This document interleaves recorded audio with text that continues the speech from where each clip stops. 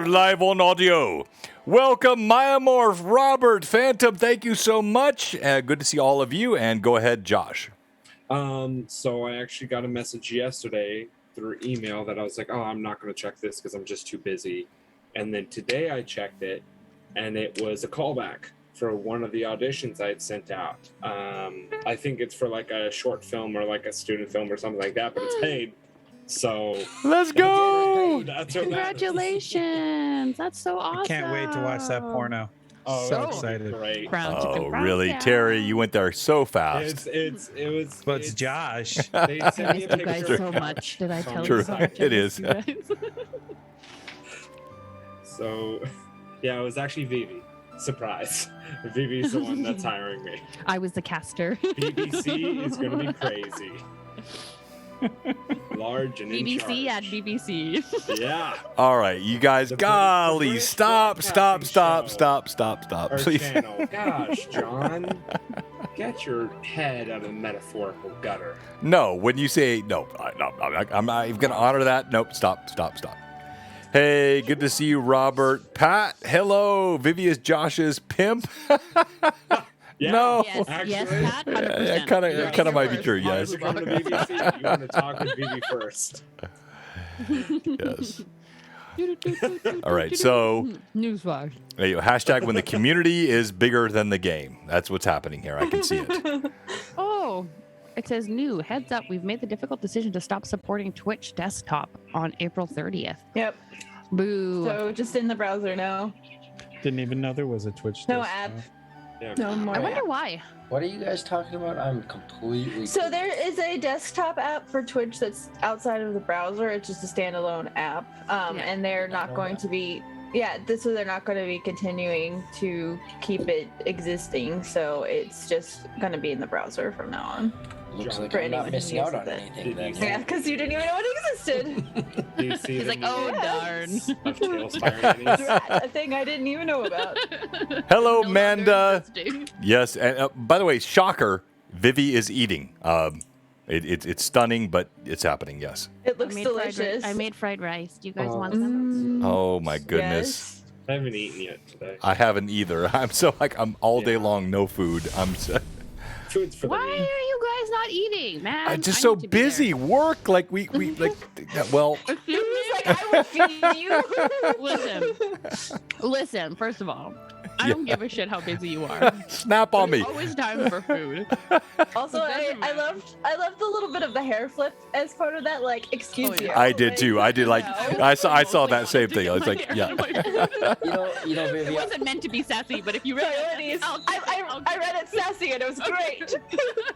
then that's exactly what I meant by it. I'll let you in on this little secret, Vivi. Until about, I don't know, let's go a little bit extra and say 12 months ago. Until that point, I would have been just fine if I could stand out in the sun and call that my food. Call me a flower, Yeah. call me a Are you daisy. a plant? Let that Hello, be my Manda. Hello, life. Mike. I had I'm not no super time. food motivated. Like, I I would love food. I would seriously eat probably an actual meal once every 2 or 3 days. Like I have No. a nasty creeper photo because I was so gaunt looking back on it. But there's no time for food. Like That's a lie. Yeah, Excuse who me. needs There's food? always time for food if you make it a priority. There is well, always time. now for I food. Let me agree tell with you. 12 months later of being with Becca and actually cooking food, it's kind of nice to have. It is nice to have. I literally whipped up this eating. fried rice in like 10 minutes ago. That Thank you, takes Amanda. us to our next sponsor, Foundational Cooking. Mm-hmm. Also, I'm All right, are you ready? Exclusive. We go from audio to video in 3, 2, and 1.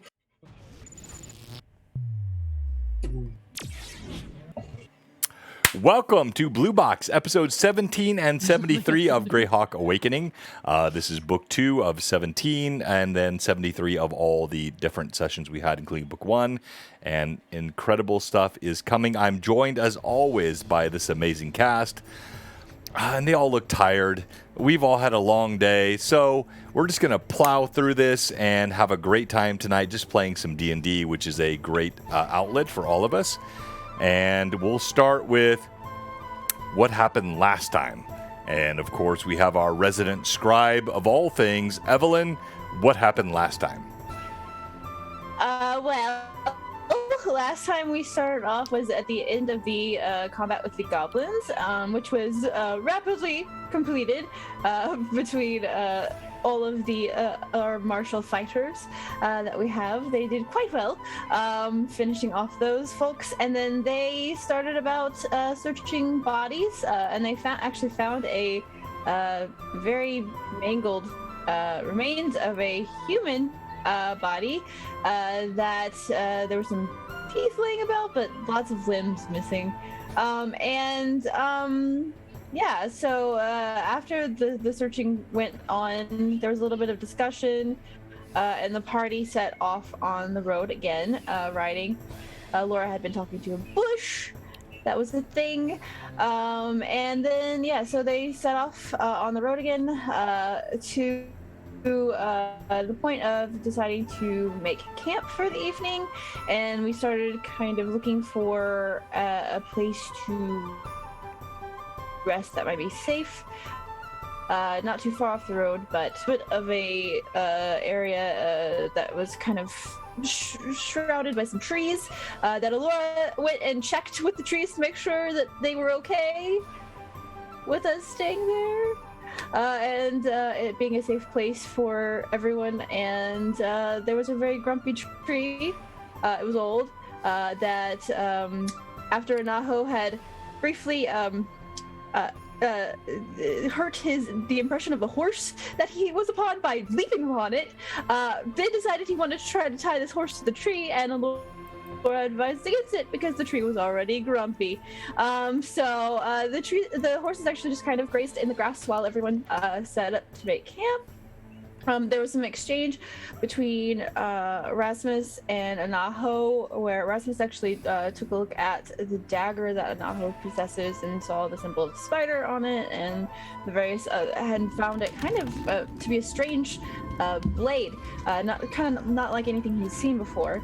And then after that, Alora and Rasmus also spoke a bit about horses, and just had a bit of an exchange, and he spoke to her in High Elven, which she was surprised by, and then she returned a response in Druidic, which he did not understand.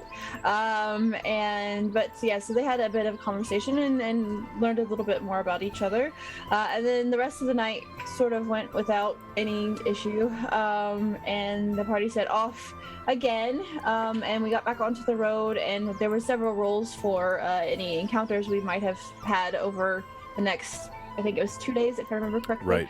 And as we continued northward, we actually came across a traveling merchant and his accompanying folks with him, Erasmus and Anaho actually stopped briefly to speak to him, and Anaho actually tried to haggle for some information and possibly a pair of boots, but mainly the information, and he just could not meet the merchant's price. And with that is where we actually ended, with the party, Anaho catching back up to everybody else, and the party continuing to ride onward. Well done. Excellent. As always. All right, so each character, introduce yourselves, and if you've leveled up, let's roll dice and make sure you have your hit points. And so let's start with you, Rory.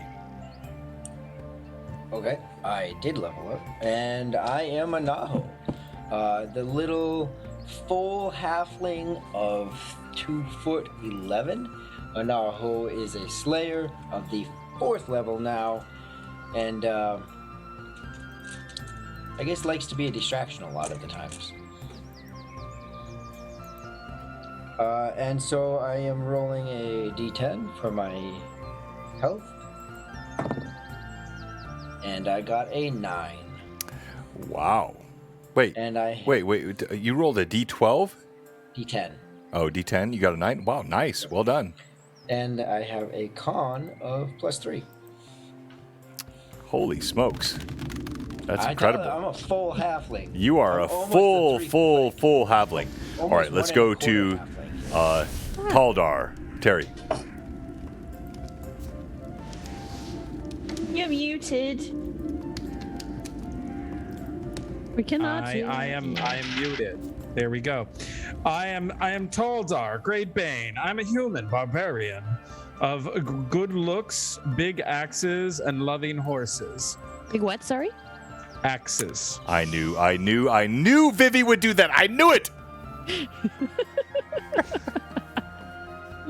I haven't seen you guys in a long time. Okay. I know. It's okay. All guardrails are off tonight. Let's just have fun. I indeed leveled as well, which is fascinating. And my hit die is a D12, I believe, correct? Correct. You're Yes, a it is. barbarian, of course. So I shall roll the ducky D12. We shall get a 10 this time. What? Oh my goodness. You guys are killing it. But my constitution is only a 2. So alas, it is plus 12. That's not an alas. That is really, really good. Now, what about feats and... Well, I have 2 of them. I thought about adding a third one, but that's the dad joke in me. Well played. The feat I have chosen this time, which I felt was I'll be honest, I've been power gaming this character, but decided that I wanted to do a little RP feat choosing this time, and as such have chosen Intimidating Glare.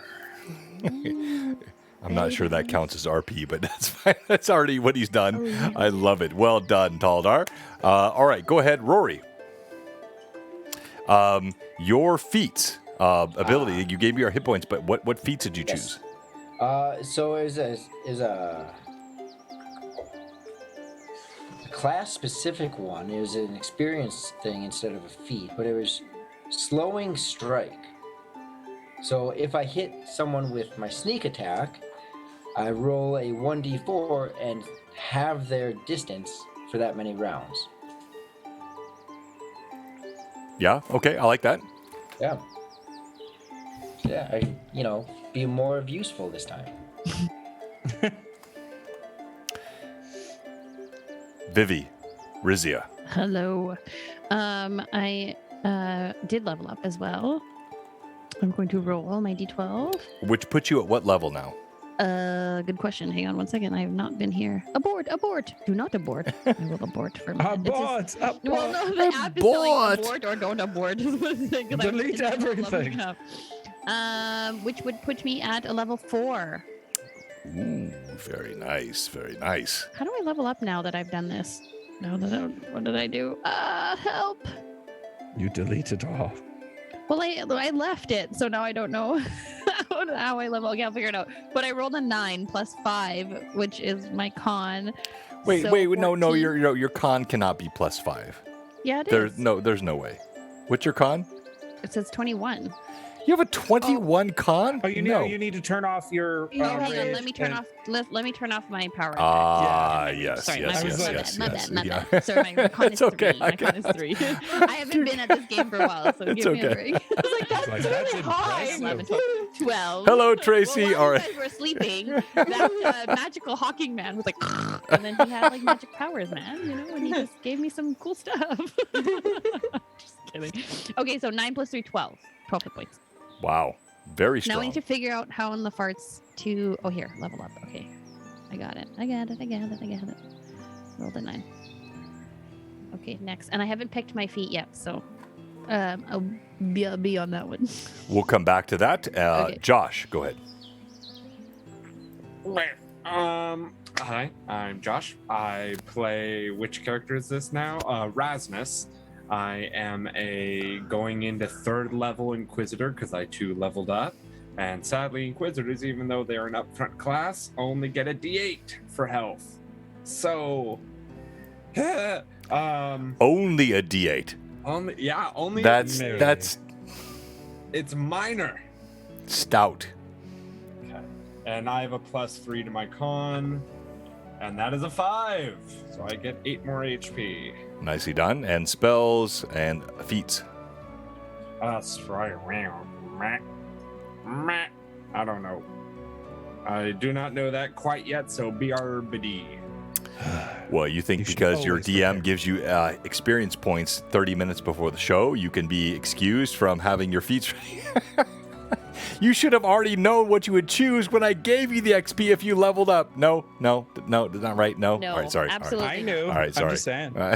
I know. Terry did. Terry did. Say no. Terry's the teacher's pet Yeah. because he's a professor, so that's why he's That a makes sense. yeah, exactly. This All is right. my your homework, third dog. character. I'm just kind of Actually, going through the the real motions. person we should ask is Rory because he's always prepared for everything. Did you know your feats before you were going to level up? Yes or no? Because that's Good the real question. question. I mean, I didn't because I didn't make a copy like Evelyn does to level it up. But That's a great way I of am doing it. quick enough, even though I haven't gone through 3 characters and should be more experienced, to be able to pick it quick enough. Red Hook like dinner rolls? What? John is always right. Yes, thank you, Moose. All right, Evelyn, tell us about Alora. I'm Laura. I'm a level 3 druid. I didn't level. Oh, so close, so close. I'm still here, just vibing. All right, and let's begin. We'll save our sponsors for the break. We have lots of sponsors we want to celebrate. They're amazing, but I want to get right to the gaming. So you travel north on the road. If you look at your screens, you're coming here up from Relastra in the Great Kingdom. This is where you came from. Here, this big X, Relastra. And then you traveled to the west.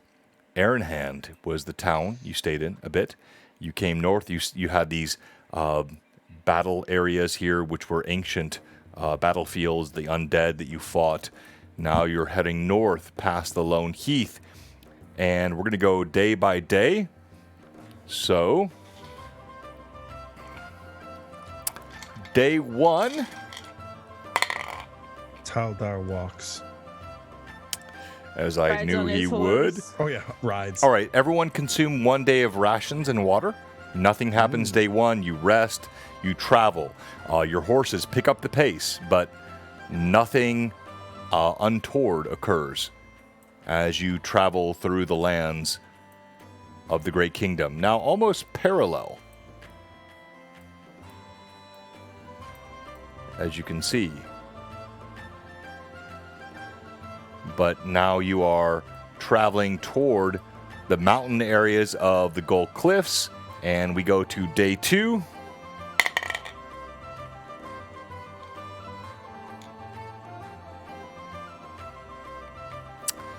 Also, in day 2, let's jump there. Nothing that you encounter. You see a few travelers that move back and forth, but nothing threatening.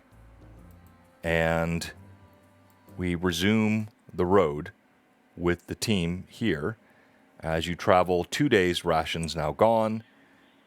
And Taldar walks. All of you have horses.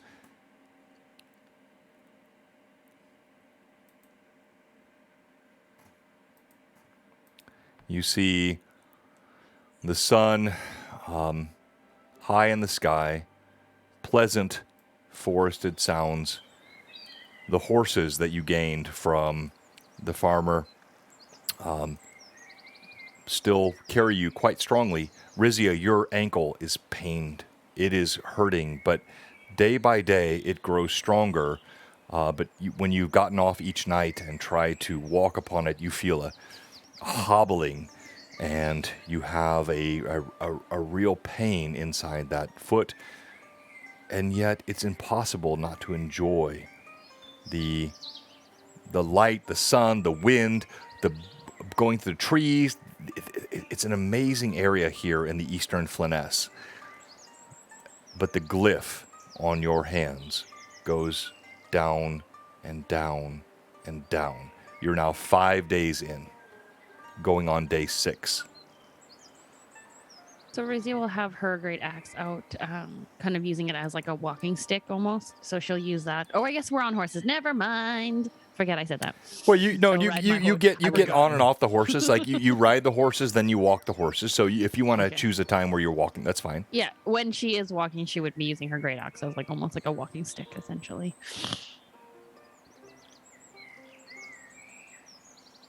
Again, she'll just constantly be looking at the back of her hand, just checking it every now and then. She's on a time crunch. And whenever we would rest for the night, if Alora doesn't do it, or if they want to swap off, Rasmus would go through healing the wound again, just kind of progressively continuing that upkeep.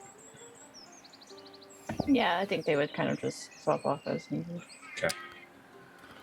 And if needs be, I can also make heal checks. So every night, Rasmus, no need, you try to heal, and each night you come away frustrated. It's impossible to do more than what's been done. This wound is deep to the core of the body, not mortal, but dangerously painful, and has broken, severed joint and artery and like all through the leg. Like when that snapped, it broke much, and much was healed. You realize you do not have the power to heal beyond this.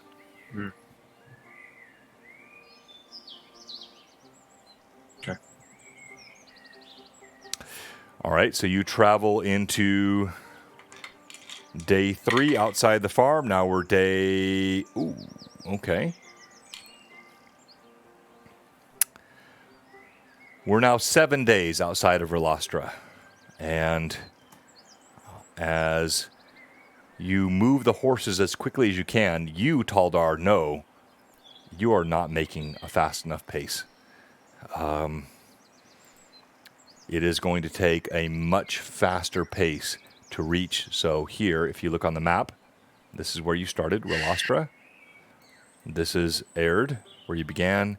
You're now here in the Gold Cliffs, past the Lone Heath, and the area you were told by Drax the Invulnerable and the Fiend Sage is all the way up here, past the North Province, and into the Bone March and the Raker Mountains. This is going to take...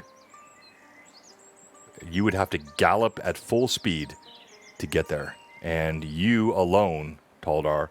Rizia, you came from the western side. You're also somewhat familiar with this, but also you're still fevered and struggling. Only Taldar knows you are not going to make it, no matter how much Taldar walks.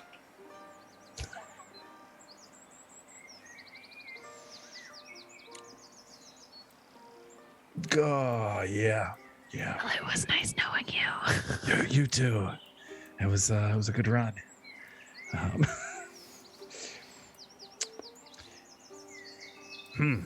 Despite what Rizia knows and feels, obviously, she's going to just press on. She does not want to show any sign of weakness towards the group, especially towards Taldar. She just continues to press on. You can see, if anybody is like really paying attention to her, you can see there is like visible pain on her face. But she's just kind of like bearing through it.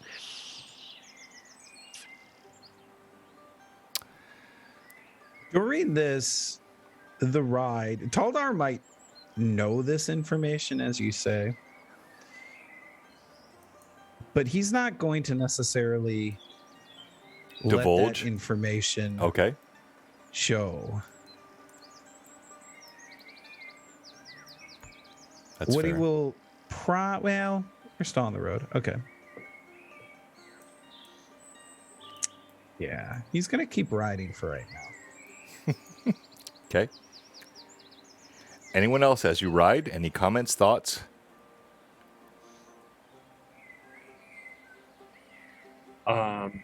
Nothing, just keeping Okay. my eyes up and kind of watching around for any sort of danger. And then, John, I'm also about to send you a message with a question. All right, I'll look for the message. So we go now to day 7. Can we camp a night? Yes, actually. I imagine we're camping every night, right? You do camp me every night, but if you rephrase want to that. stop for the camp, yes, you can. Correct. Interesting, though. Nice roll on the die. Interesting. So, all right. So, the 8th day out of Relastra, you're moving as quickly as you can. The horses begin to flag. They huff. Froth comes from the mouths. Taldar actually outwalks them many times. He jumps off his steed, which is the most sturdy of the steeds, but not the fleetest necessarily. And so Taldar drags him along. And by the time you come to the 8th day, you're all exhausted. You see the glyph on your hands getting lower and lower. It's almost a third of the way down. And you rest. So the sun is setting or is already set? The sun falls low in the sky. You are now in the mountainous areas. There are hills, rocky areas around, mostly conifers, and a gentle wind blows. It is summer, so not chill, but cool and pleasant. If you did not have this countdown on your hand, you would feel joyful, but you still have this ominous element that you are following. And as you all make camp, do you set a fire or no? Actually, Taldar will set a fire. Okay.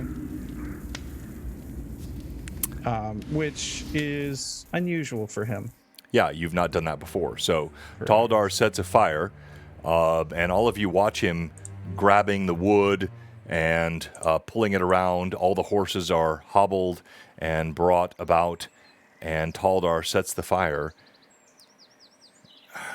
Rizia, your ankle still, it's painful as you walk. You realize it's going to... Thank you, Chaosic, for Taldar. So you got a +1. Thank you very much. And soon the fire is roaring, and you have the sound of the forest by night. The horses are hobbled around you. You set up your camp. And so after Taldar finished getting the fire set, he would have sat down. I would have sat down. Okay. And would have pulled out a totem in progress from my satchel and begun to carve a little bit. The shavings falling on the ground in front of me. And slowly the totem would start to take shape. And you would see that it is a figure. Taldar is fairly quick with his carving. He's been doing this for much of his life. But a figure similar to him, not an exact replica, but similar to him, and similar to many of those in his tribe.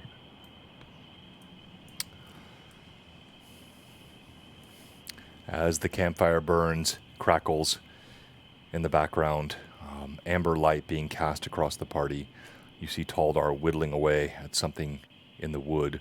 The horses neigh and then grow quiet. You hear the sound of wolves in the distance, and the wind rustles through the trees. The five of Taldar you... will Go ahead. finish his carving, and he will stand up and walk over to Rizia. I'm assuming, Rizia, you're sitting by the fire somewhere. She's actually going to go a little bit further from the group. If we're kind of by tree, like a forest area, right? So she'll kind of go still within distance of the group, but she's just gonna go a little bit away, just and lean up against a tree. Again, using her great axe as a walking stick, and then or you can go over by those little rocks over there. There you go, perfect. And then she'll kind of sit down and like struggle a little bit to kind of get down into a seated position, and just kind of stack some stuff up so that she can elevate her leg. And you can kind of tell, like, as she's kind of just sitting there, she's rubbing her leg, grimacing a little bit, but then like she's also kind of paying attention to who's looking at her, because she doesn't want, again, anybody to kind of notice that she's having a bit of a hard time. And so Taldar will walk over to Rizia and look, what's the rest of the group doing? Erasmus is dancing. Josh, come on, dude. Seriously? Rasmus would probably just be sitting there with a journal, reading and writing. Eventually, at some point, Naho will approach Rasmus, whether a few minutes in or whatever the case is. Generally by the fire, but at some point he plans to approach Rasmus. All right, Taldar is sort of watching Rizia. Well, no. Taldar's walking over to Rizia. He's looking to see where the rest of the group is. The rest of the group remains behind you. They're so by the he's fire. Okay. He's going to walk up and sit with his back to the rest of the group facing Rizia. Okay, let's start there. Rizia, as you prop your leg up, pain shooting through it. Thank you, Kiosik. That's for... Oh. DM. I love that. Wow. All right, so you walk up, you sit down, and you see that Rizia has her leg propped up, and she's wincing in pain. Oh, if she sees Taldar walking up, she's not going to wince. Like she's You gonna, see like, her back trying up. to control the wince of pain. Yeah. Show no fear in front of that man. Are you kidding me? And so, John, the following discussion is held in or at least from my side, held in a very quiet whisper to avoid the rest of the group hearing. So out here in the forest, and you are, let me see here. So you're a good, let's do the measurement here. Not that one. Let's do this one. So you're 40. Yeah, with the crackling fire, the sound. Yeah, so no need to roll. You are private. And I'm going to ask those that are not Rizia to remove your headphones. John, look at my message. All right, I will, Josh. Rory's like, nope. Taldar looks at Rizia, a seriousness in his face, a seriousness that he usually only shares when he is in battle. We're not going to make it in time if we stay with this group. I was thinking the same thing. She kind of like rubs her leg a little bit. Not too much, though. She's just rubbing her leg a bit. I don't want to slow us down, but I'm sure I can keep up.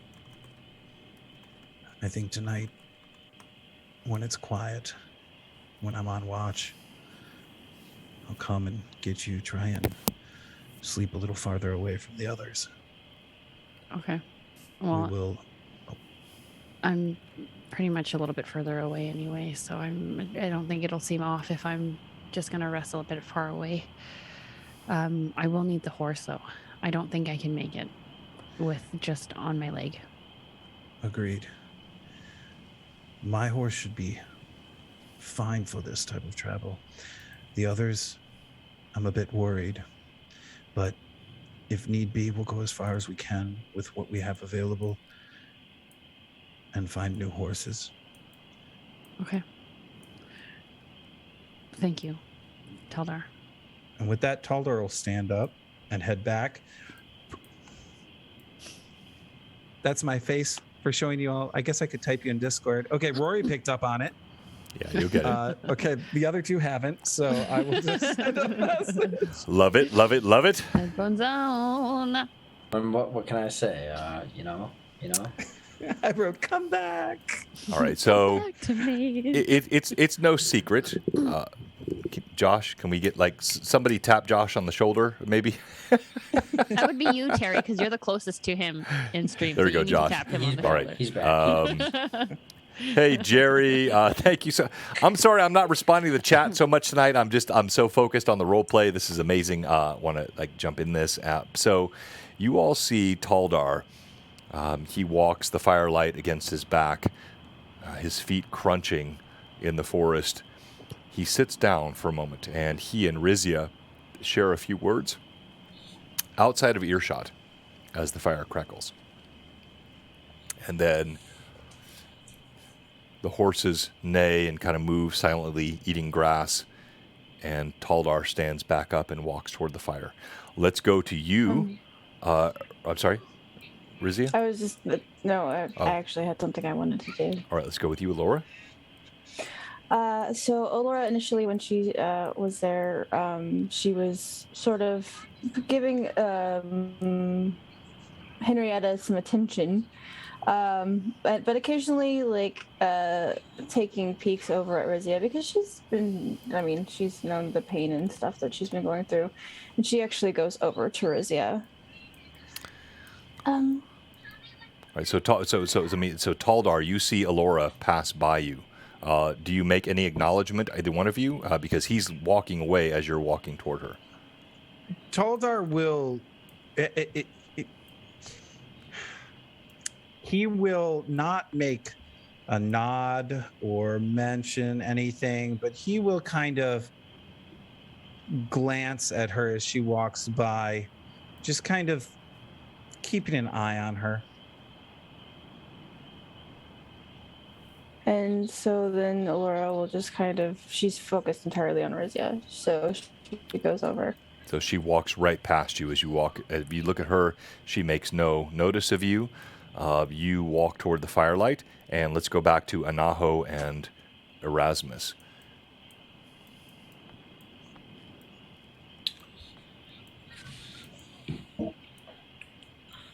Erasmus.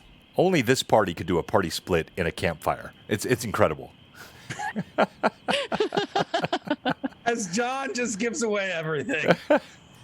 No, I did. No. I'm just saying you guys are talking in different areas. I didn't give away anything, Terry.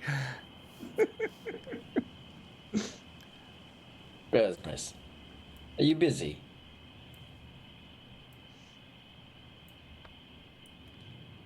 I don't know if you're busy or just muted.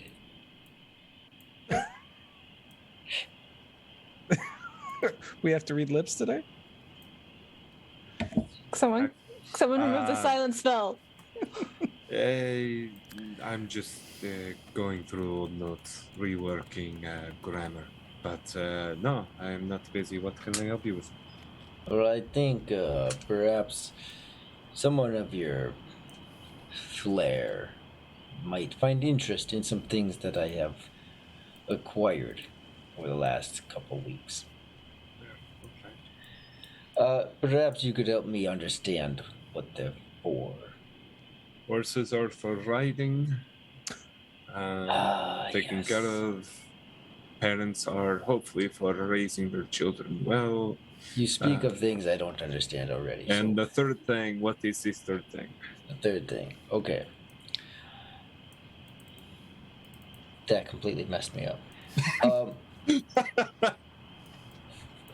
You see, I got these here items, and so he'll pull out a few things.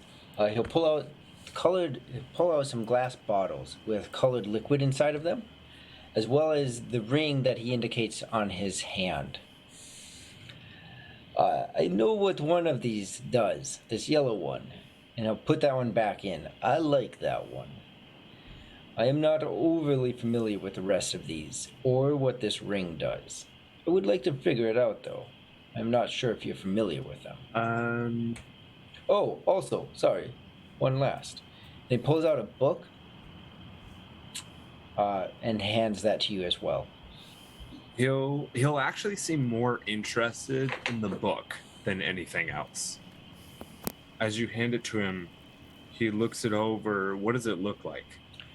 It is a book, and I don't exactly understand this book. It is even beyond my language, but I picked it up when we fought a spellcaster of sorts in a sewer. He smells it. Does it smell like sewer? Probably. It's the spell book that he picked up off of the wizard. That explains the smell. All right. He'll blink and his right eye will go black. He'll look at it. He's going to be doing detect magic.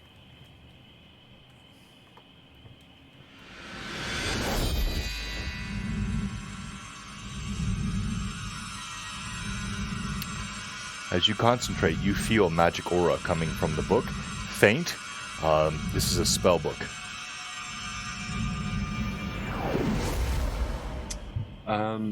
Yes, there is a little bit of magic in this. As he'll close the cover and kind of tap it. Was I able to read anything in there, or was it kind of like symbols or whatever? No, when you're not a mage, so Yeah. you open it up like no, you know it's magic, but thank you so much, Jerry. So you open it up. No, nothing is readable to you, but you sense a faint magic in it. That's what I thought. I do not understand the writing in it, but maybe more prolific mage caster would be able to understand this. As he hands it back, So or goes to hand it back. So, and he'll take it. I'll take it and Okay. put it back in my pack. I'd imagine it's the same with these potions, and I'll start putting them back as well. Yes, I'm sadly not an alchemist. If I knew a little bit more, I might be able to help you out. But hey, I may have been an alchemist in a past life. Perhaps, whatever past lives might be.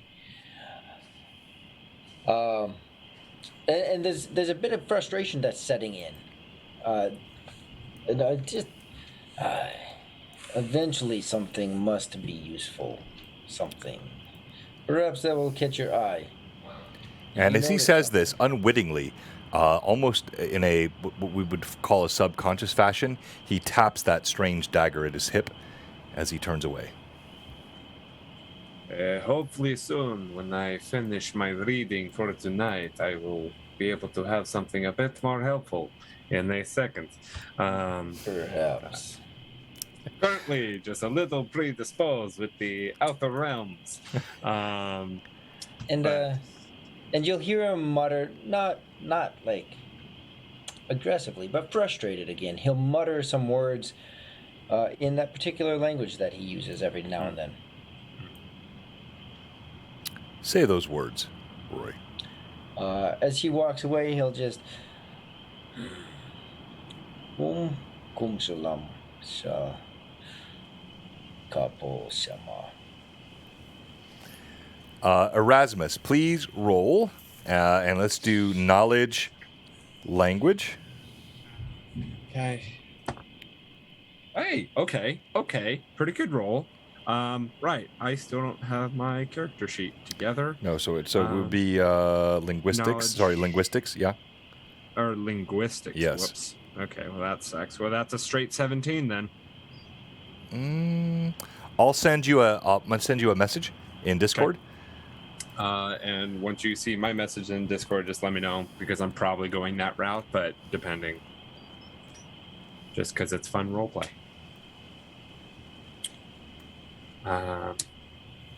He just nods and will open back up his book, and then he'll check the time of night.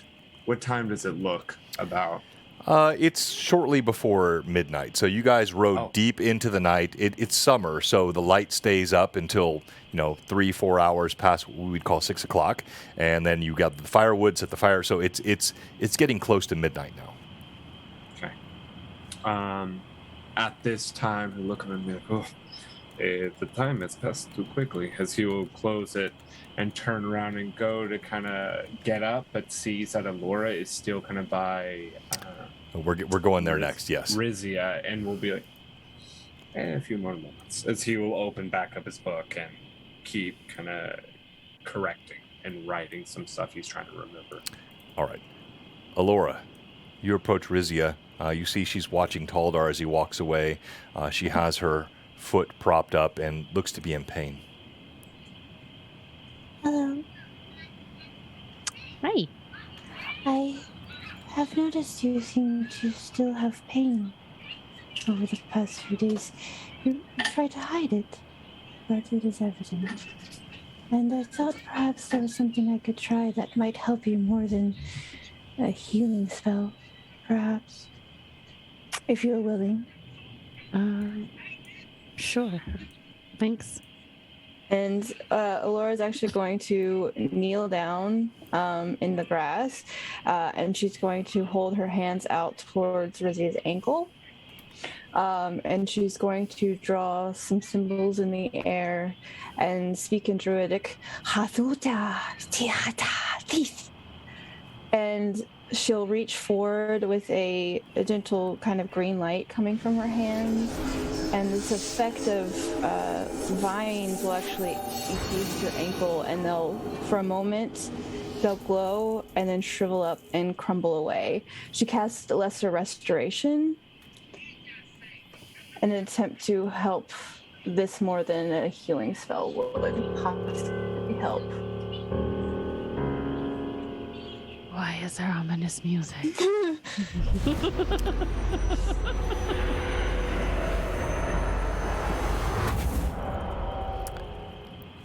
Rizia, as Alora does this, you feel the pain subside from your ankle completely. Your eyes go wide. You're startled. What she has done, it doesn't feel like healing per se, and yet somehow it binds. The vines crawl up. You can almost feel the tendrils of these vines wrapping themselves into your ankle and your leg, and then there's a cinching, and suddenly things tighten. The pain vanishes. You still have a -1, but now the -2 is gone, and the pain is gone. Oh. She just kind of sits there like so confused like this. Like she just can't figure out Alora at all. Like as hard as she tries, she just can't figure her out. And then she'll just kind of pat the ground kind of beside her. Alora, do you want to sit with me for a bit? Sure, I would like that. So as Alora sits down, she pulls out from in between her armor and her shirt, she pulls out the pressed flower that Alora gave her. I'm not very well versed in these kinds of things and like flowers and stuff, but I've noticed that you've given different people different flowers. What does this one mean in particular? I've kept it, by the way. See? And she kind of like holds it up. It's a little crushed, but like, you know, she's tried her best to kind of press it, and like obviously it's not done properly, but you know, it's still there, missing a few petals. Well, I give flowers to have different meanings, of course, and this particular flower is a daisy, and it normally means innocence, but in this case, I did it as a symbol of well, I consider you a friend, I suppose. And, well, sometimes just giving tokens of thanks is something that is important to me. You have helped me fight.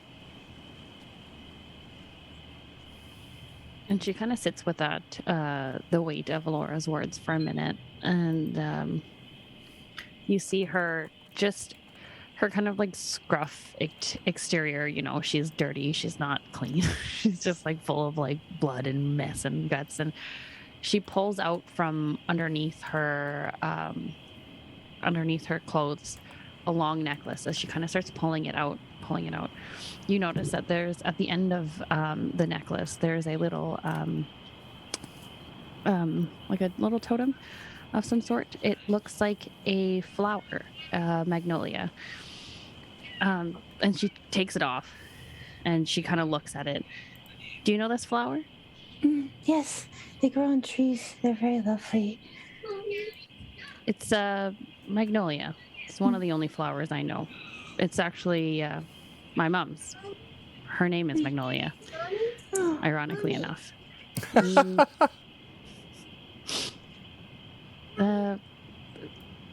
Thanks for fixing my leg. And she kind of like awkwardly tries to like put it on you. Like she's not like, she just like doesn't know what the heck she's doing. She's like never done things like this before. So she's like, like, Yeah, if you're like willing, she'll allow it. Okay. And like almost like it's caught in your hair, and she's trying to like pull your hair out, but it's just like, it's just not nice. Like it's just awkward. Like the whole situation is awkward. You said gifts are important, or giving things, something like that, but thanks for helping. Of course, I don't like to see people in pain. I know that pain is part of life, but still unnecessary pain is, well, unnecessary. And I thought if I could help, even just to try. I don't know. You and Taldar, the barbarians, I understand you more. I've encountered lots of them in my travels. They share a lot of the belief systems of my people, so it makes sense. The trees, do you talk to them often? Well, initially they just talked to me. And then I started being able to talk back. But I don't really quite understand how it works. I just sort of feel a kinship with them. They're old and have much wisdom. And let's just say, for example, if you were to track somebody, your skills? I can do some tracking. I also work well with the trees if they've seen someone in particular, if sensed them. Particularly if they're someone of a strong sort of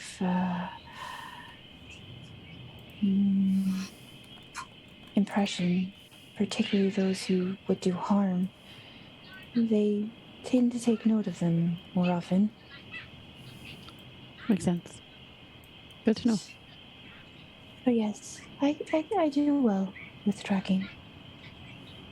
I learned to hunt for food as a young person, so it is not unusual to learn those things. And the animals, they have their habits, no matter where you are, unless the balance is upset. And she turns to the tree that she's leaning on. Is this one grumpy? And Alora will kind of just take a moment, listen, see if she can get a sense of the tree's temperament.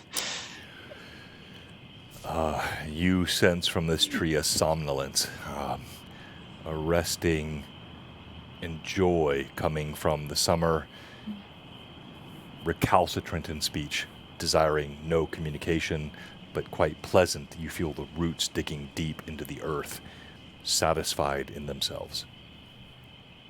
This one is happy. It is glad for the summer, and it rests, but I can feel its happiness. And she'll kind of like reach her arm around and like pat the tree, like good tree. Now, how about like locating me some like melons? Can you do that? Possibly, but that would take a bit more listening. And I don't know I have that in me quite. Oh, that's totally fine. The lake was more than enough. Thanks, Laura. Of course.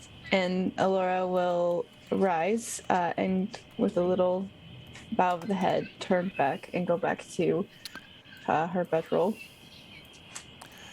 Laura, as you walk back, you see Rizia patting the tree behind you. You've never seen her do that before. And there's a strange look in Erasmus' eyes as Anaho moves back to the fire after a conversation with him. And you see Taldar also by the fire. Just saw your message on. Sounds good. Okay. Rasmus will, funny enough, like nod towards Alora as she's walking by. He'll close it up and be like, "Well, it's my night." As he will go up and head over towards Rizia, and will start to kind of pull his gauntlet off to show the exposed kind of black arm. As he'll move up and be like, "All right." Rizia is the center of attention this evening, is she not? I'm wounded. So as Taldar walks away, Alora comes, then Alora walks away, now Rasmus comes. Yes. I just need Anaho to come. Yeah, Come Naho's on, last. come talk to me. As you Yeah. kind of come and take your gauntlets off, she's gonna be like, "So, you gonna tell me about that hand of yours, or what?"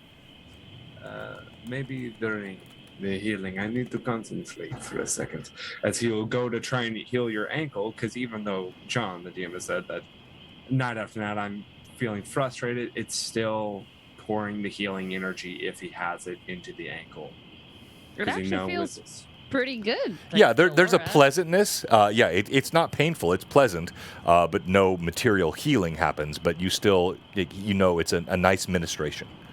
You can see like she's kind of like she has more movement in her legs. She's kind of like spinning her ankle, like twisting her foot around a little bit, so her ankle has more movement, and she's kind of moving it around. Yeah. So about that hand, What do you mean it is good? It feels good. it feels good. I don't know.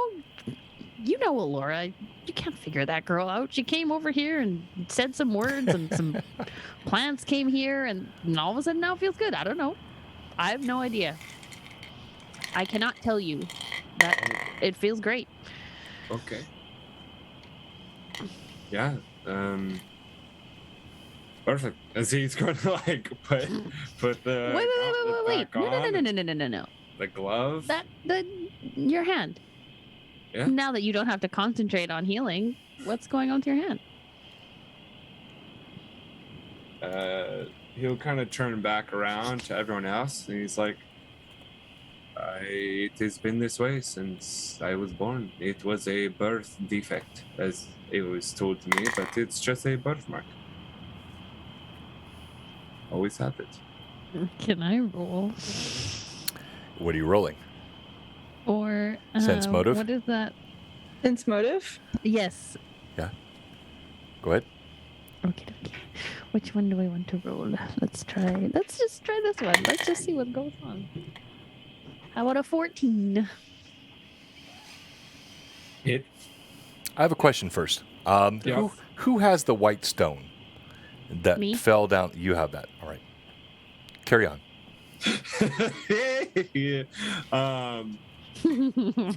Yeah.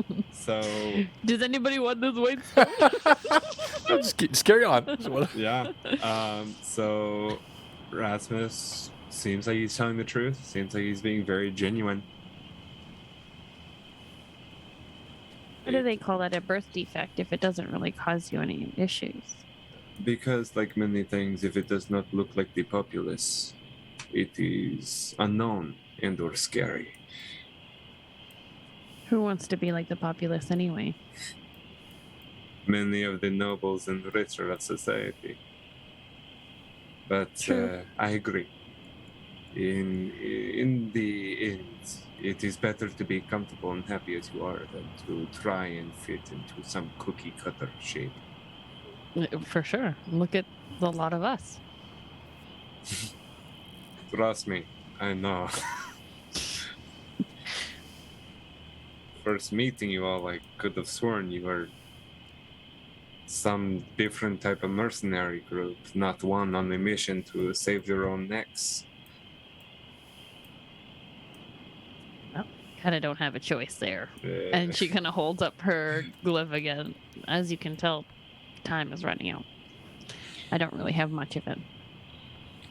But I'm glad your ankle is feeling better. That way, we're able to move a bit faster. Yeah, for But sure. also, of course, the horses need to go at their pace. Hmm. Well, I appreciate your help. I have nothing else to do. Might as well. As Maybe. he'll just kind of nod and be like, what did you and Dalbar talk about? Walking. It seemed like you were serious. I mean, have you met Taldar? He's always serious. Really? He has a few jokes in him, I feel like. When have you seen Taldar crack a joke? When? You tell me. Because I've probably known Taldar maybe a little bit longer than you have, and I've never seen that man crack a single joke. I've seen him crack skulls, and some skulls Yes, are. skulls. Yes, 100%. I've seen that man crack skulls left, right, some and of center. these- Crack a joke is definitely not his forte. I feel like we should leave it open to interpretation. Some of the way he kills is jokeful and jestful, so I feel like he cracks many a joke. As he'll just kind of chuckle, and it is good to see you feeling better. Thank you, Christmas. Rasmus, she you kind saw of yawns and stretches like Yeah. she's tired. She's just like, hey, I'm He's going to like do the rest now. southern yelp, like, Yeah. well, Well, it's time. time for me to giddy on. He's going to saunter back over to the fire. As every single person in this group has come to talk to her, she almost looks at No, like around one the has corner, not. Like, you're gonna come. Rasmus just grabs him and throws him over there. No. All right. So, anyone else tonight before you bed down? Anaho's just going to, after Rasmus proved to be frustrating, is going to make every attempt he can to Roll d20, by the way. this- Sorry, roll d20. Me? Yeah. Just give me the natural roll. Okay. Hey, Vancouver. Thank you so much. Thank you, everyone. 16. No, as you spoke those words before Erasmus walked away, you saw him briefly cut a glance, almost furtive, brief, before he walked over to Rizia. As in, he understood? You don't know. You're not sure. You just saw him cut that glance. Like when you said those words, whether it was the tone, the voice, the words, you're not sure. But you saw him cut a furtive glance before he walked over to Rizia. Okay. Noted. Duly noted. Thank you, so I'm gonna Chaosic. spend at least a good portion of time, I don't know what that means, 20 minutes, 30 minutes, doing everything I can to figure out this ring, seeing if there's a way I can rub it, a way I can move it. I'm not completely ignorant of magical devices, but I don't know how this ring works. So all of you, as you come back to the fire, and the night wanes upon you, you see Anaho fiddling with this ring, pulling it off, rubbing, twisting, shuffling it back and forth upon his finger, utterly befuddled by what this ring is, and No! Cast it into the fire! Did he bop it or twist it? Yeah, That's exactly. what I was I did thinking. twist it. Okay. Twist it. Just gotta bop it then. you twist it, you bop it, you hold it toward the fire, you burn your finger, but it does not glow. No words appear on the edges. Nothing like that happens, and you remain frustrated. Those sort of twisted horns sit there upon the ring, but nothing else happens.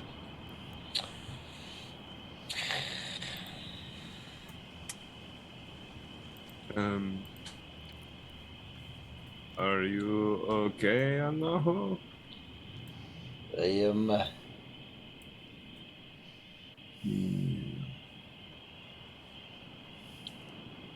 Good. Yes. I don't know exactly how you might explain it. Then maybe it is best to sleep for the night. As usual, I will be taking the first watch. Why is that, by the way? Because it's much easier to fall asleep than to be woken up and try and fall asleep again.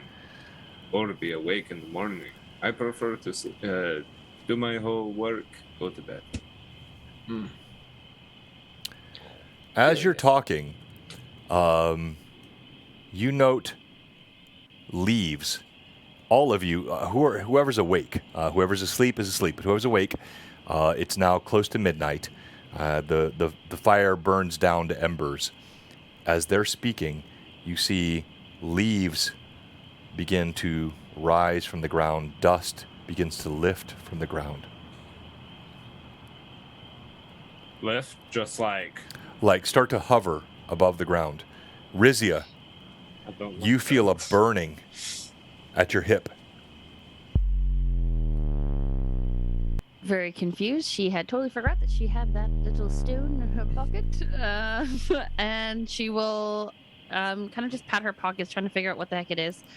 Would she be able to know that it is the stone that is causing Well, the yes, issue? because it's burning into your hip. You pull it out. You have to drop it. It's white hot. And as you look at it, there is a light that flows from the stone. All of you are awakened by this sound. What do you do? She will look directly at Taldar and Anaho, because those are the two that were there when it happened. I don't know what it is, but I think I made a mistake by taking it. I think so too. Last time you touched that, we had an unwelcome visitor approach us. And I don't mean Erasmus. Should I? Are you holding it She's in your about hand? to say something. No, it's on the ground. She was about to say something, and then she realized that you were said that. She just kind of like smirks a little bit. Should I kick it into the fire? Like, While you two are discussing that, Taldar's going to walk over. He's going to pick it up. And he's going to throw it as far as he can. Taldar, as you walk over to pick it up, you touch it, and fire burns through your hand. You take 200. 3 points of damage. You feel a sizzling, and the stone is heavy. And then you see a light that begins to come out of it. It looks like an image is beginning to project, like an illusion coming from the stone. It grows. Just because you don't understand it, Taldar, doesn't mean it's not useful. It is not useful. It's brought nothing but trouble. I mean, very fair.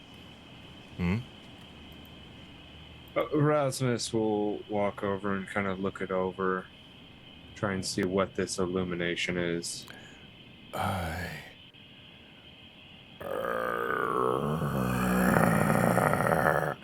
You see, as Taldar pulls back his hand, burned, you smell the sizzling flesh, just the touch burned it. The fiend sage, the same one you saw inside the prison, the one that dropped the stone down the steps, appears, but not in reality, in an illusory state. And as it appears, you see it has the snake, the serpent. It has let me pull this up here so on the screen you can see it. So it has the serpent peering around it, and it looks at you. That's so cool. I have a better bargain than Drax offered you. I am tired of being a slave to him. He is nothing more than a prison in which I live. I gave you the stone that you might betray him and release me. I beg you, I will give you boons beyond all measure. Should you only aid me, bring me the relic. Do not bring it to Drax.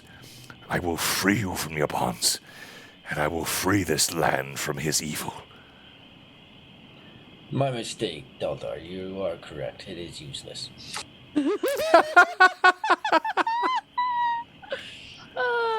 Rizia will take a step closer. How are you to free us?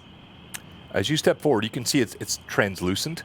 Okay. You look through, you can see the light of the moon, the trees gently wafting, and the fiend sage's mouth opens wide, revealing gleaming fangs in the moonlight, and we go to break.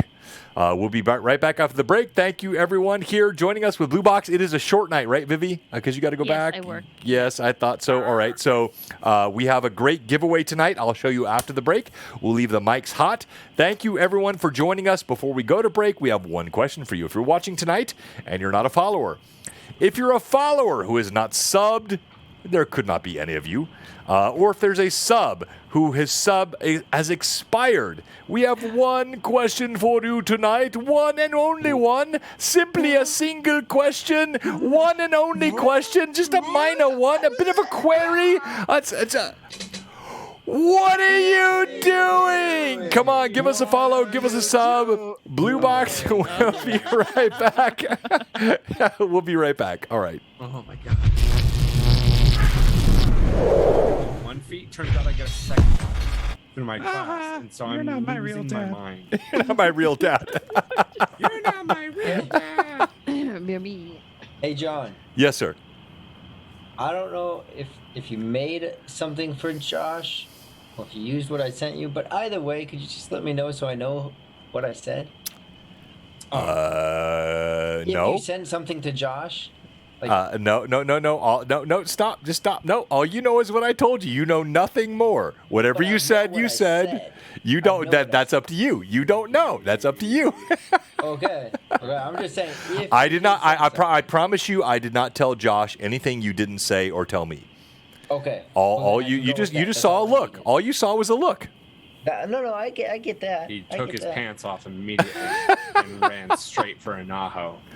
Hey, thank His you. beautiful hair, luscious and flowing under the You know, moonlight. I was having a nice conversation with John. And Yeah. that just messed me up. I have trauma Always. now, Josh. Always. Okay, so the problem I'm having Yeah. with this level is that I already chose the 1 feat that I'm really excited for, Yep. and then this other one Blue I Box get will is be right back. mainly an ally-based feat. Okay. So Why is that a this problem? I don't know what if this is actually. Is it a teamwork feat? Yeah, it's a teamwork feat. Okay, so other people have to have teamwork feats for you to be able Not to for me. utilize. Oh, okay. Oh, right, because that's right, that's right. I forgot Yeah. about that. So these feats work as if those other people have them as well. Had them, that's right. But like, I don't know what's Inquisitors, actually man. useful. Well, that's why you got to read this stuff. Yeah, I'm reading through it. I was actually just fortunate because I only had, it was like a class-based skill that I acquired, and I only had like 5 of them to look through, so Mm-hmm. it was a lot easier for me this time. It's so frustrating. Because like some of these I really want, because I don't want to make them just a heal bot, which is Right. kind of what we're not In need really of? getting to. But then also no one in this group uses shield, so I can't really up my AC with like shield wall and stuff like that. Right. He's not a stealthy dude, so stealth work doesn't really help. Swap places I've thought about. Swap places is fun. And be able to change with another ally, but I don't know. Like the only person I could see myself using that on is Taldar or Right. Rizia. And then you're that'll both be right there. fun. Tripping attack. There you go. You just got to get creative with this stuff. Meh. Meh.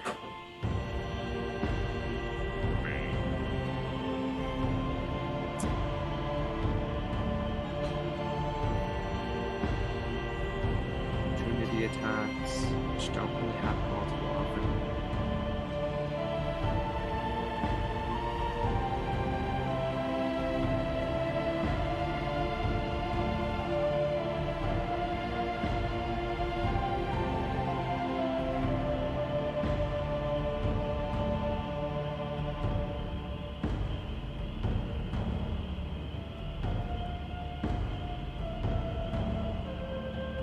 That could be fun.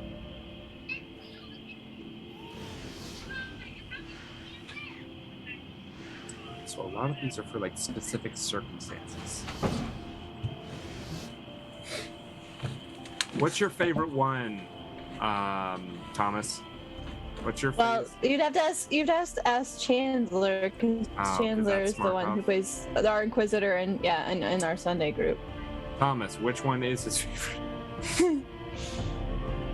I know he has one that like lets him take the better roll, but I think that was a higher level feat.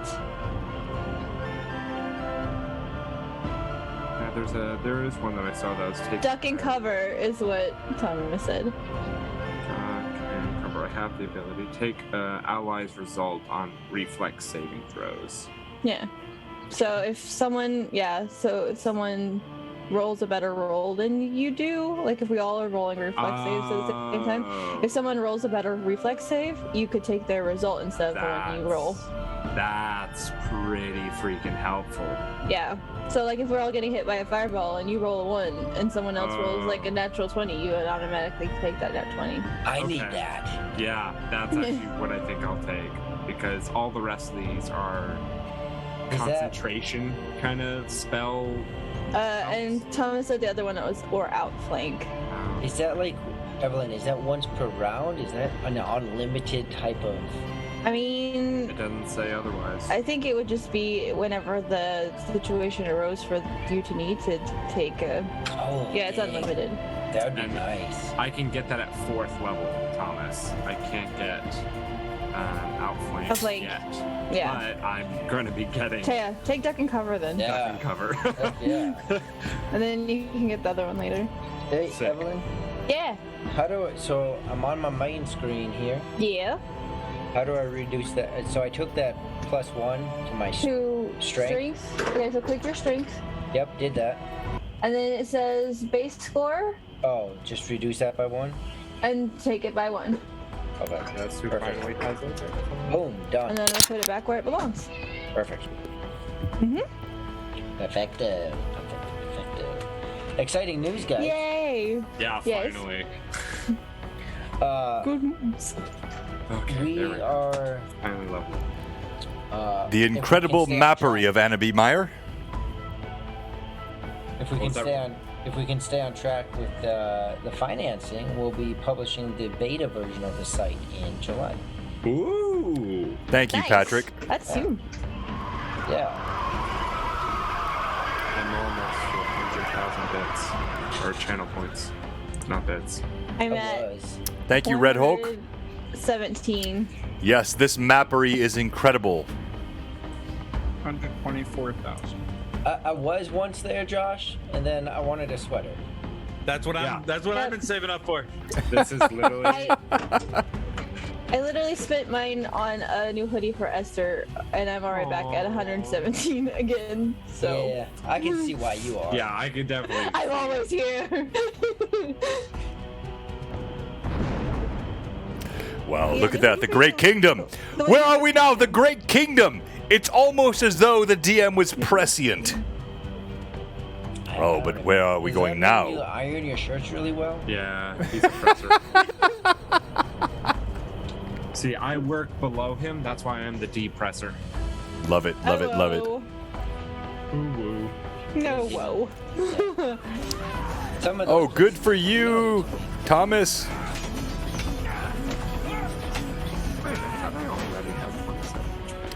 It is one great kingdom. No, I had 18 or 19. Yeah, it's so nice All to right. have two barbarians because they usually would take the damage. So I'm going to show one more vid, and then the only sponsor we're going to talk about tonight is a sponsor I missed on Sunday, which is Hob. And Josh, I'm going to let you talk about Hob. So I want you to talk about the artwork she's doing. It's incredible. That's my shield. But before we do that, of course, gosh, this map is incredible. Anna, you're amazing.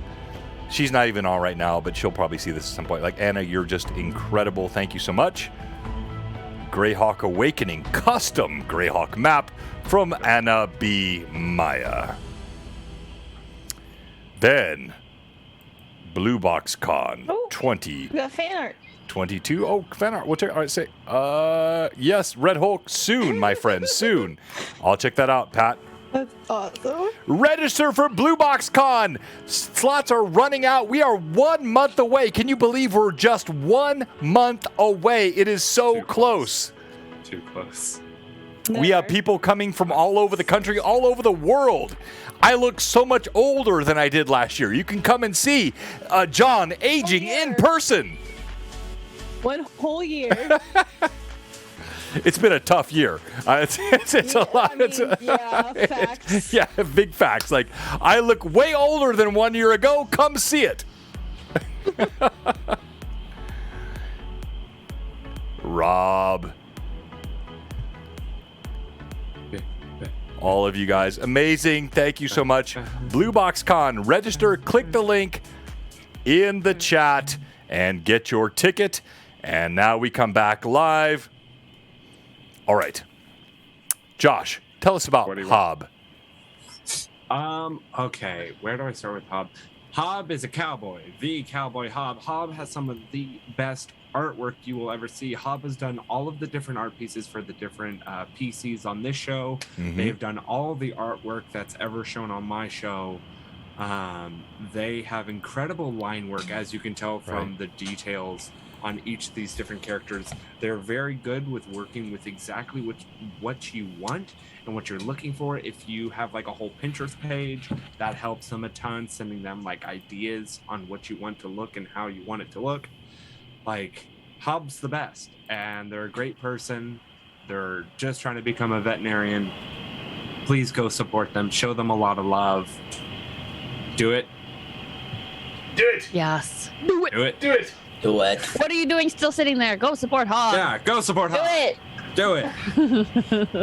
I had more money. I would. Look at that. I'm doing my part. Yeah. All right. So, Whoa, you sound different. Yeah, no. I like it. It's Well, you like it when you can't hear me? You like that better? Oh, when you that's can't hear better. me? Now we can Yeah. hear you No, properly. who said you like it when you can't hear me? Someone That said was that. Terry. I knew Terry, yes. Terry sounded very feminine for a moment, but yeah, Terry, I get. All right. As So, well. Terry, what are you eating? Tacos? the Fiend Sage. Still. Bucket. I saw that. All right. Let's, I haven't had a hot pocket in forever. Hot buckets. All right, let's bring it back. We're gonna play some D&D here. Boom. Let's get serious. Talking Let's about play. Hot Pockets. We started talking about food. Hot and I got pockets. distracted. All right, so the Fiend Sage rises up, the serpent around his neck, and he says again, I require your obedience. You can follow Drax and die. What lies upon your hand is a ruse, a deception. It will not aid you. He seeks your death. But should you bring me the relic, bring to me the bone inside the tower. I will speed you and aid you. How can we trust you? As the wolf head leans back, the teeth gleam in the moonlight. You smell a fetid scent erupting from its maw. The serpent twists around its neck in glee. You cannot trust me. But do you think you can trust Drax? Either way, we'll die. No. No. You can't prove that we can't die either way. How can you show us that we should help you instead of helping Drax? Right now, I have a death sentence on my hand. Regardless of what I do, if I go and bring it to you or bring it to him, I'm dead either way. Why should we help you over helping Drax? Roll D20, please. Rizio? Intimidation? Just roll D20. I have all your stats. Okay. Why just put a +1 on my intimidation when I leveled up? All right. So So I'm +10 now. what's your total plus on intimidation? 10 plus 10 Okay. intimidation. And I rolled a 17, so a 27 in intimidation. Oh my gosh, I'm getting so old. I need glasses to read my dice. This is ridiculous. Oh wait, I got ours. So Let me tell you, my ankle is feeling good. I'm feeling some sort of power.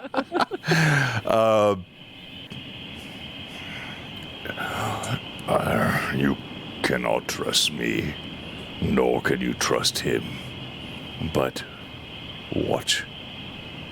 He turns over his shoulder. The serpent crawls to the right. He turns to the left. One will meet you on the road.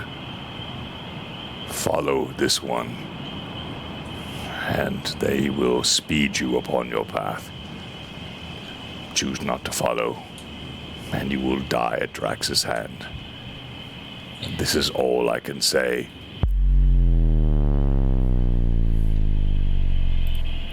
And it vanishes.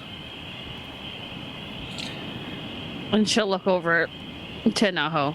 Now can I kick it in the fire? Do what you want with it, Rizia. But I'll let you know this. Where I come from, horses may not be common, but things like that are not uncommon.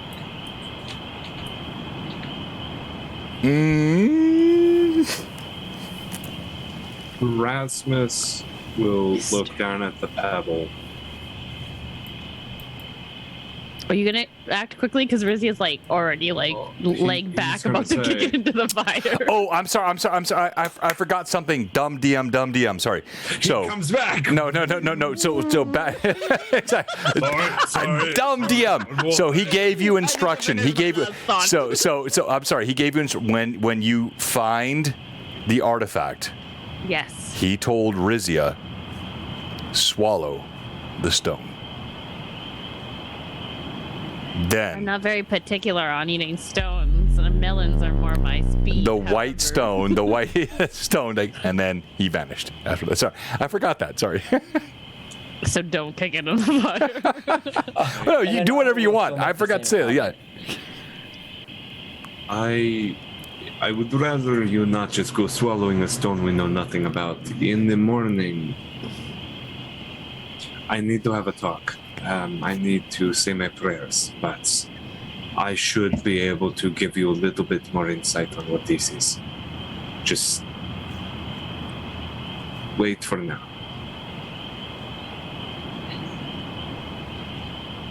He kind of shrugs. Just as a note, Laura has been asleep this entire time. She has bbeen snoring, cuddling Okay. her chicken. Oh, so they were Henrietta. Henrietta snuggles next to Alora.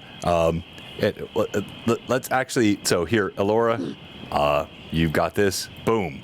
You are sleeping right there on your bedroll with Henrietta next to you. You have a chicken? Oh, okay. All right. Fine. Yes, I'll do that. Yeah, come on. Yeah. Keyboard. I swear, John, if Henrietta ever dies, I will quit. Yes, we're gonna come for you, by the way. You see, John thought that if you went to this, we wouldn't stack minis on minis. Yeah. No, too bad. There is Henrietta. But Erasmus will reach down and pluck up the pebble and plop it into a pouch. on Wait, his you left said side. pluck? Really? Yeah. Really? I had to. It was there. What did you I do? was feeling plucky. All right. So, Alora, Henrietta snuggles to you. Rizia, as the image of the invulnerable and the fiend sage, sinks back in the stone. You see Erasmus walks over to pick it up. Does it burn your hand? It's now cool. Oh. And he's wearing his glove. He's put in the side piece.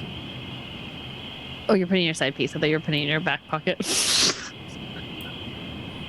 I was gonna make a comment. You already did.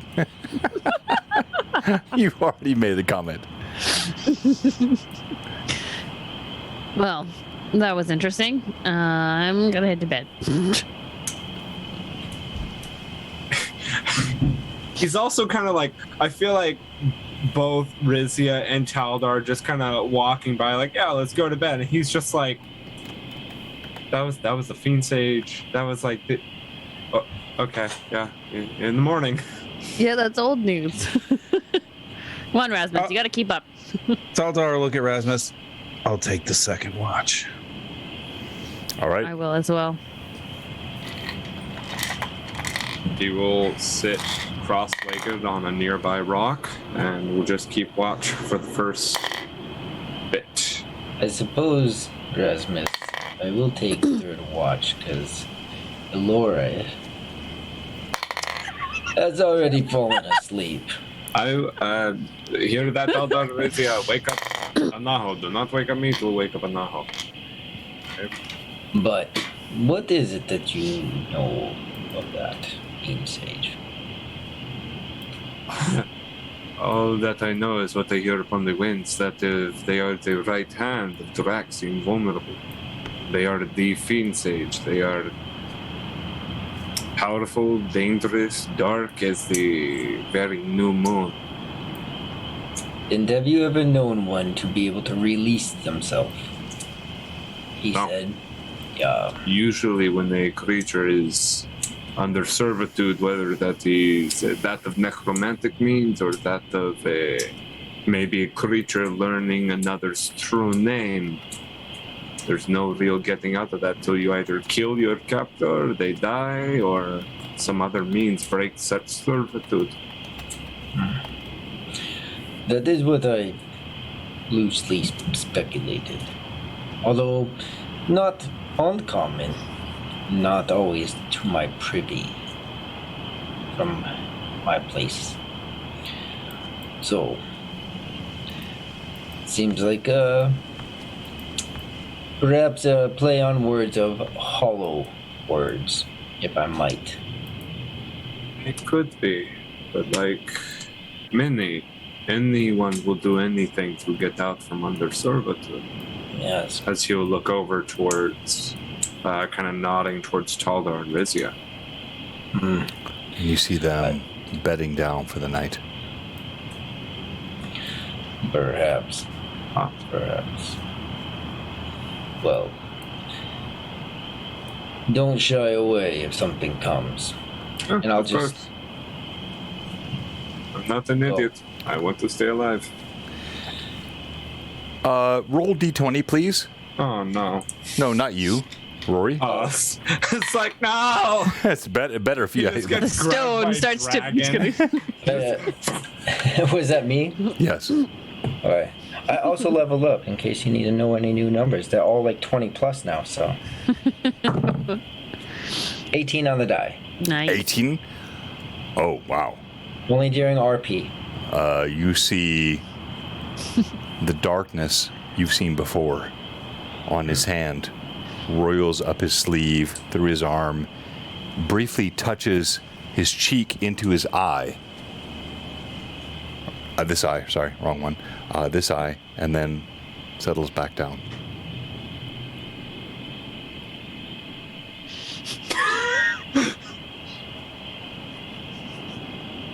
You still not ready to explain that? What?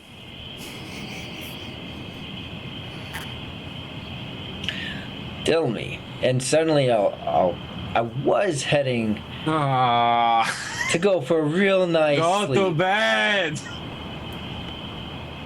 I was. He's gonna go and sit down on the rock where he was planning on posting up. I'll for actually- the first watch. I'll actually. Are you moving away from the campfire? Yeah, he's listening. He's kind of doing the whole like, I'm listening. I'm walking to class, but like, I'm listening. I'm gonna go sit down. All right. If you're moving away from the group, I will not interrupt your direction.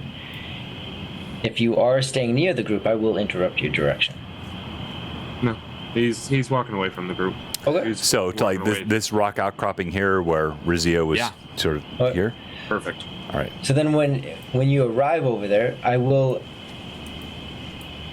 very quietly, but I have been behind you the whole time, and I will be right there when you turn around and sit down. Oh, jeez. He'll sit down. Hello. You show up in the middle of the night. You look for an individual that you don't know, understand, but you seek. And now you still will not explain. And he'll rub his hand on his dagger. Who are you? Erasmus is kind of going through the motions of opening up the journal again and pulling out his charcoal.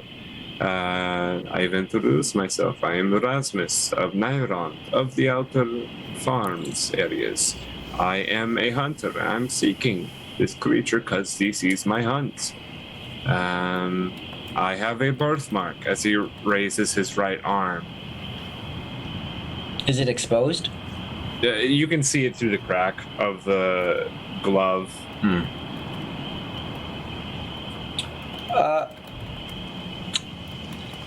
Yes. If we'd like All to very get into... coincidental, Erasmus. So why are you here? Obviously, you have been sent here. And he'll just... He's kind of on... You can see that I'm on edge, and it's not hard to tell that I'm slightly paranoid. Yeah, so you know, so I gave him you don't even have to roll. Like, you heard, you sensed what I told you sensed. Mm-hmm. Now he has followed you here, almost pursuing in a very accusatory fashion. And as he comes up, you know he is threatened. Erasmus, sitting there, will put the charcoal in the book, close it, and keeping eyes on Anaho. Would you like to talk about what you're doing here? Who you are, where you're from, what you're doing? I have told you. Really? In search of a fugitive, one who has fled his people. I am here because the other two were with me to begin with. And unfortunately, they weren't as skilled. So why do you stay? It seems like many a time you have shown that you do not feel welcome or do not feel trusted. You hold a spider blade, and if you left, I would leave with you. As I have already stated, I am along with you because for that reason, you are connected to this entity. Now, if you want to ask any specific, then say it. I did. What is that thing on you? A birthmark that I have lived with my entire life. That crawls. What do you mean? As he seems confused. A moment ago, I was about to lay down, and some shadowy thing crawled.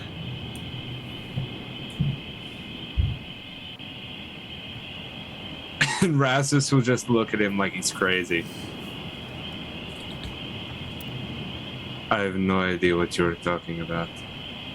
If you're talking about like a trick of the moonlight, hopefully my skin is not shimmering. I've heard that. No, I can't even make that anachronism. If you think my skin is my skin, I do not know what your problem is, Anaho. But I suggest you get some rest. As he'll open the book back up. Go to keep writing. I will, understanding what I generally do with people, I will stand there in a very unpleasant amount of time and just in utter silence and not, again, just in that disposition before heading back.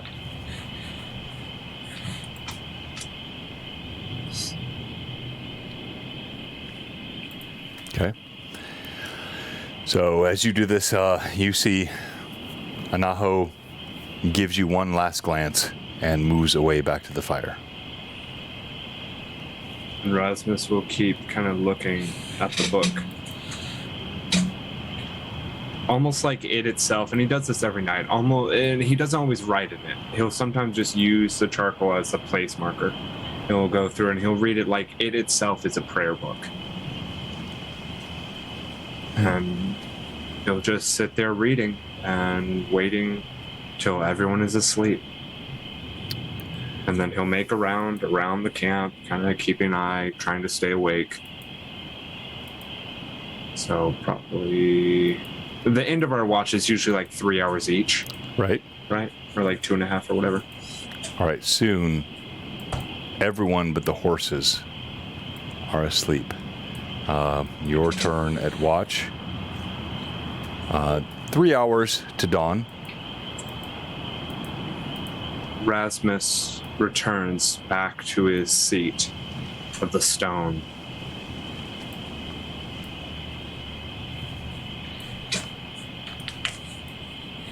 The horses whinny and neigh.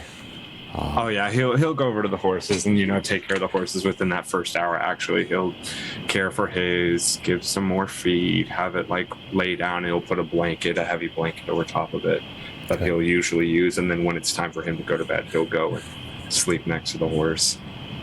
But before that, he goes back to the rock and will take off his gauntlet with his dark hand.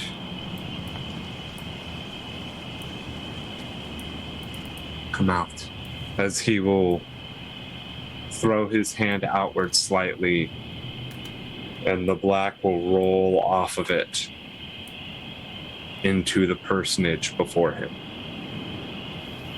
And as he does this, what does he see?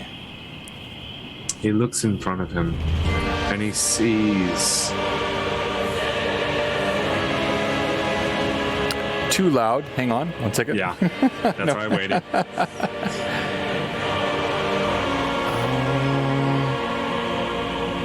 All the things. Go ahead. It's really setting the mood. Hard mood. Before him floats, maybe stands, as it's become a bit more solid in shape, as a humanoid silhouette of just darkness floats in front of him, almost like its lower half is tied to Erasmus. What has been going on as of late? What is all of this? Thank you so much. You brought me out from the darkness. Oh, thank you. And this is a different voice than Erasmus. Exactly, yes. Correct? Mm-hmm. Erasmus will kind of move back slightly, but will stand his ground. Who are you? What are you? What happened to Rasputin? I am Rasputin. I'm freed. I can breathe. My voice. I am here. I'm your friend.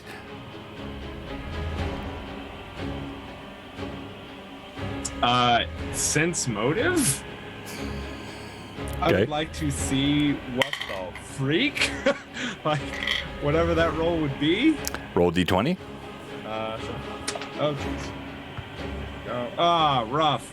When it was rolled outside, it was much, much better. No, not great. That's only going to be a 13. You're uncertain. I mean, you feel a connection. This still feels like Rasputin, but the voice has changed. Whatever's happened here, something has changed the call of his voice. And as the rest sleep, he calls out to you again.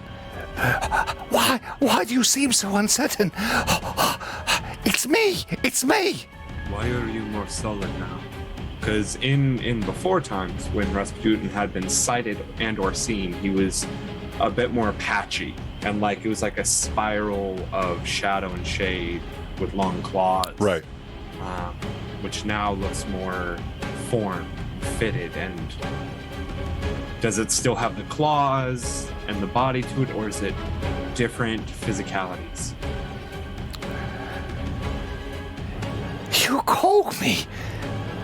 You called me friend. Always friend. And you see, coming from the tree, a monstrous form. Arms 12 feet in length. Claws. Ethereal in the night. This is what's speaking to me, Rasputin, or something else? as far as you know, it's Rasputin. Okay, sorry. I wasn't sure if this was. And it comes out from the tree. Ooh, alarm! Okay. He looks at Rasputin. This is who I am, who I've always been, who I can be for you. If you wish, I can slay all of them. And 2 long fingers point to the party sleeping. Oh, if you wish, I can ferry you and do your will.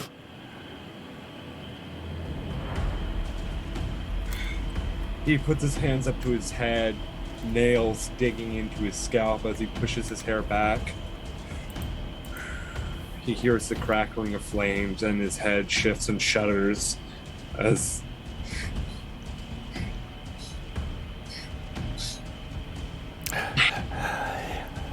No, Rasputin, he'll turn on his heel back. But wait. They have power. There are items. We can gather them. Rasputin!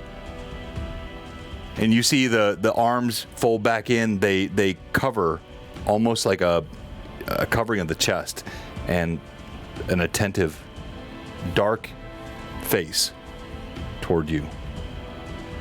You are my friend. You're not my pet. They too are the comrades, not to be taken advantage of. But they will use you. They will use you. They will take advantage of you. Have you not seen how evil the big one is? Always walking and talking, and he's called others to him. And the melons give you nothing. And the short one, he's deceitful. He has seen your speech. And the leaf girl, she speaks to the trees. This is wickedness. Listen to me. I can be your aid. Please, Rasmus, trust me. My aid. And heed me in my words.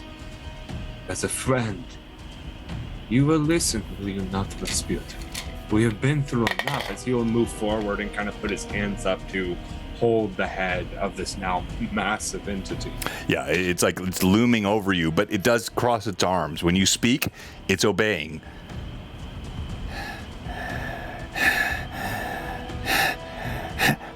Of course, you're right. They're all good people. Just be wary, my friend.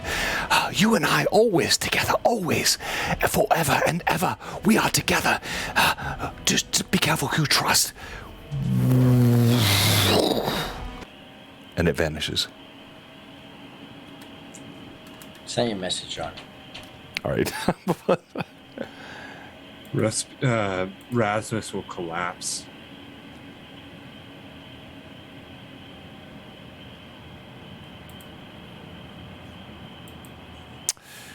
Roll d20. Right.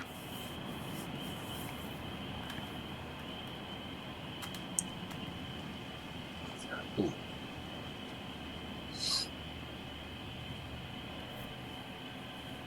What is that? Rory, what was the roll? 11 on the die.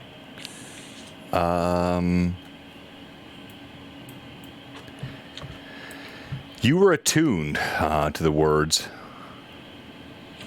of Erasmus, and you wake up as you hear a final shout, and you see him moving away from the tree, sweat beading on his forehead as he comes back to the fire.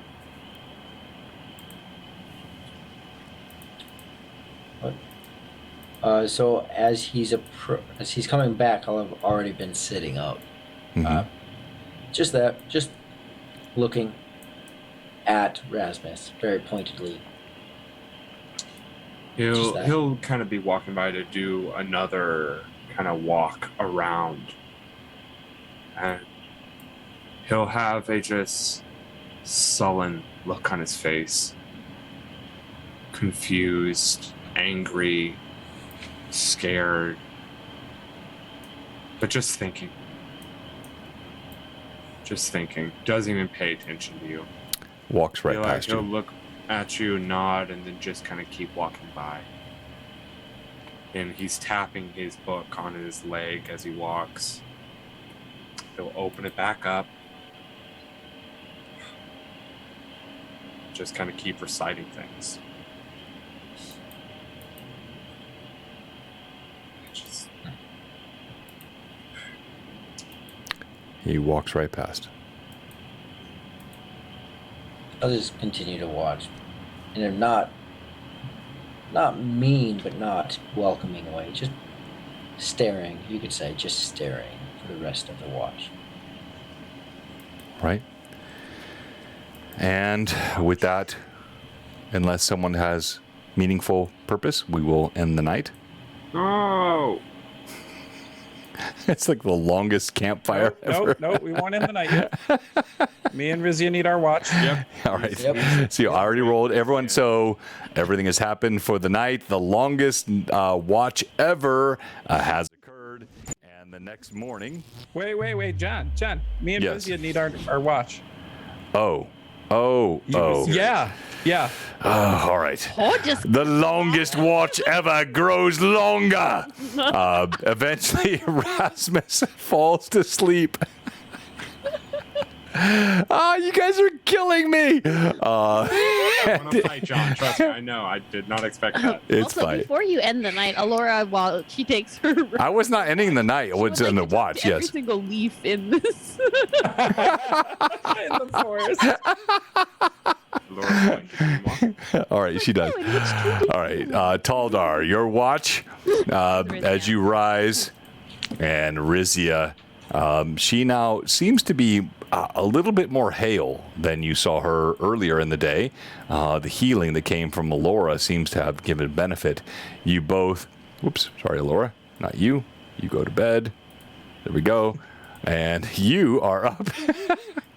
This is fun. I like this. If you don't like it, fine. Find another channel. I don't care. All right, so the two of you now stand by the fire. As it crackles, you see Erasmus seems to be stirring in his sleep.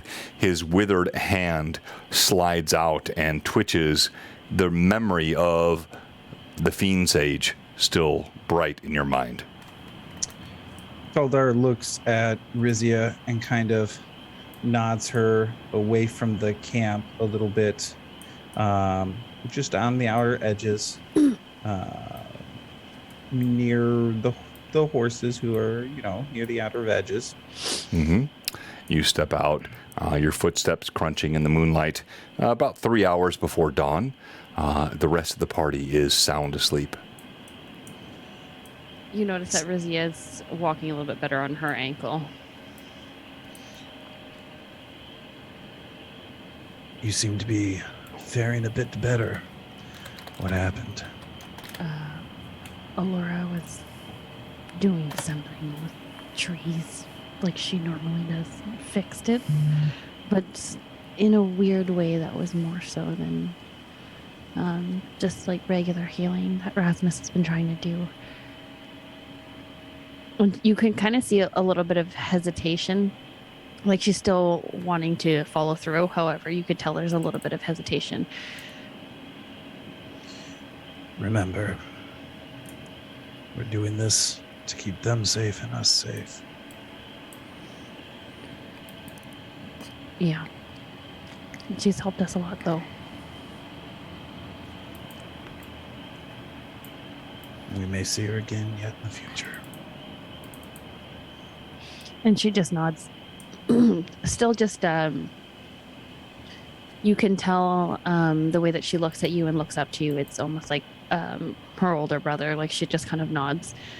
Even though she has hesitation, she will still nod and follow with as well. So Taldar moves back. The only thing he would have rolled out for the night, knowing what he was going to do, would have been his bedroll. Everything else would have stayed packed. And so he's actually going to leave his bedroll there. He's going to walk over to it, though, and he's going to pull out the totem that he carved and gently set it on top of it before he moves towards his horse. You set the totem atop, and you move toward your steed. I'm going to ask each of the 3 sleeping players. So, Erasmus, Alora, Anaho, roll d20. You're all sleeping as they're on watch.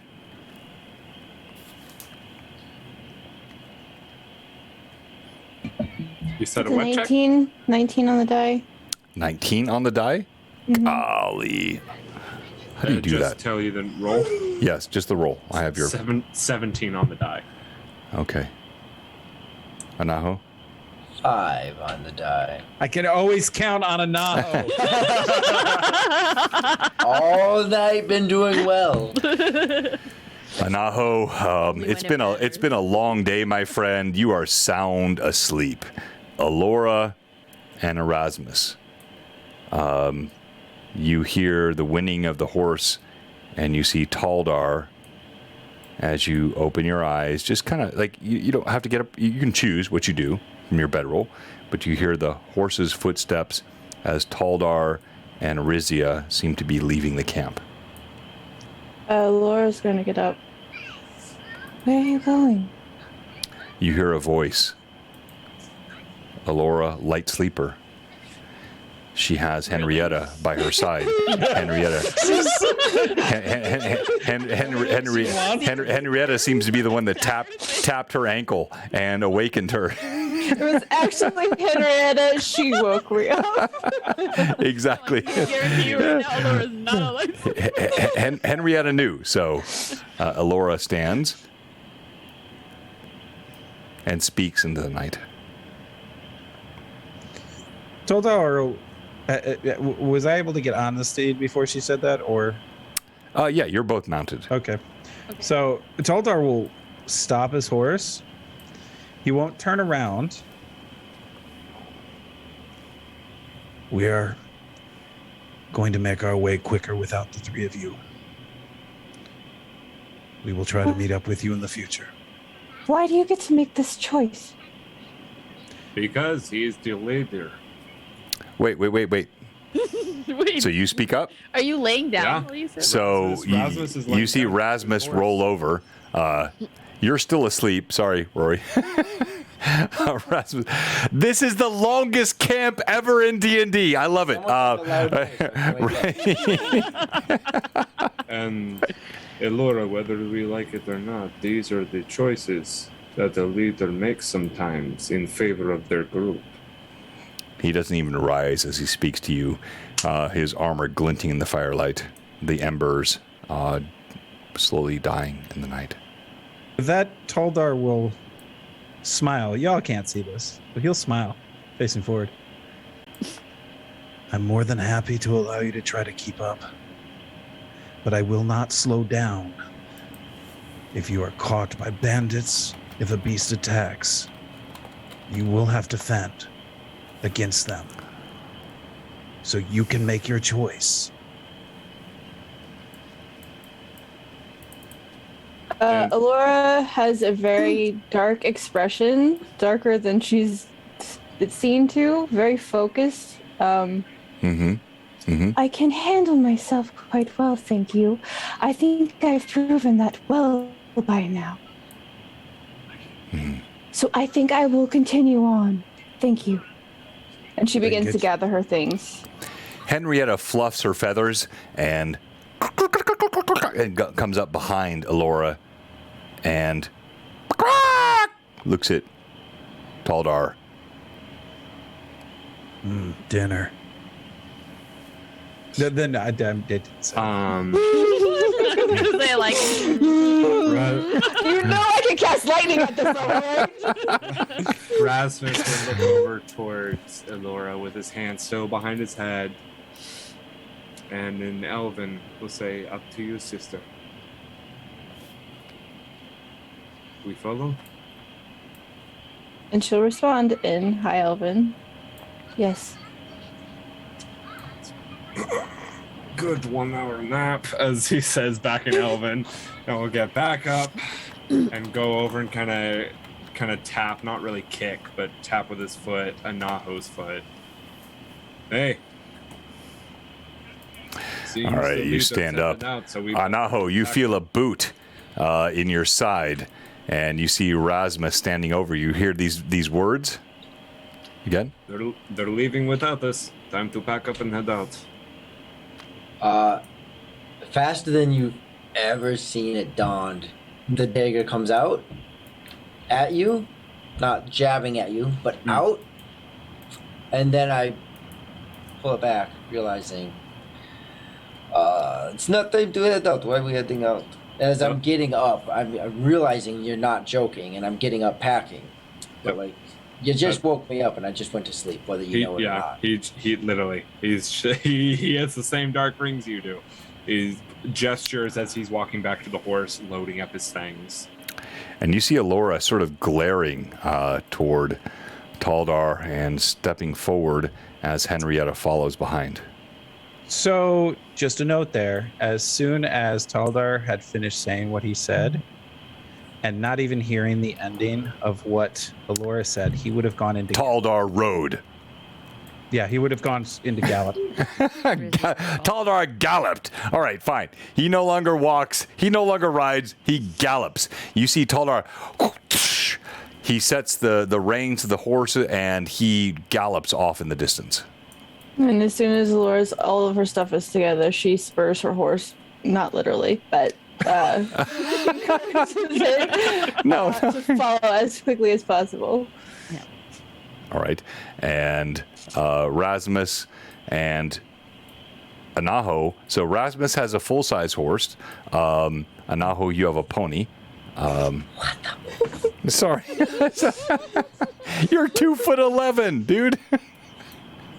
He's a cute pony. You can give the potion of enlarge to the horse. Yeah, I could do that. You can, yes. That'd be amazing. A large horse. Or a huge horse, actually, A technically. huge horse, yeah.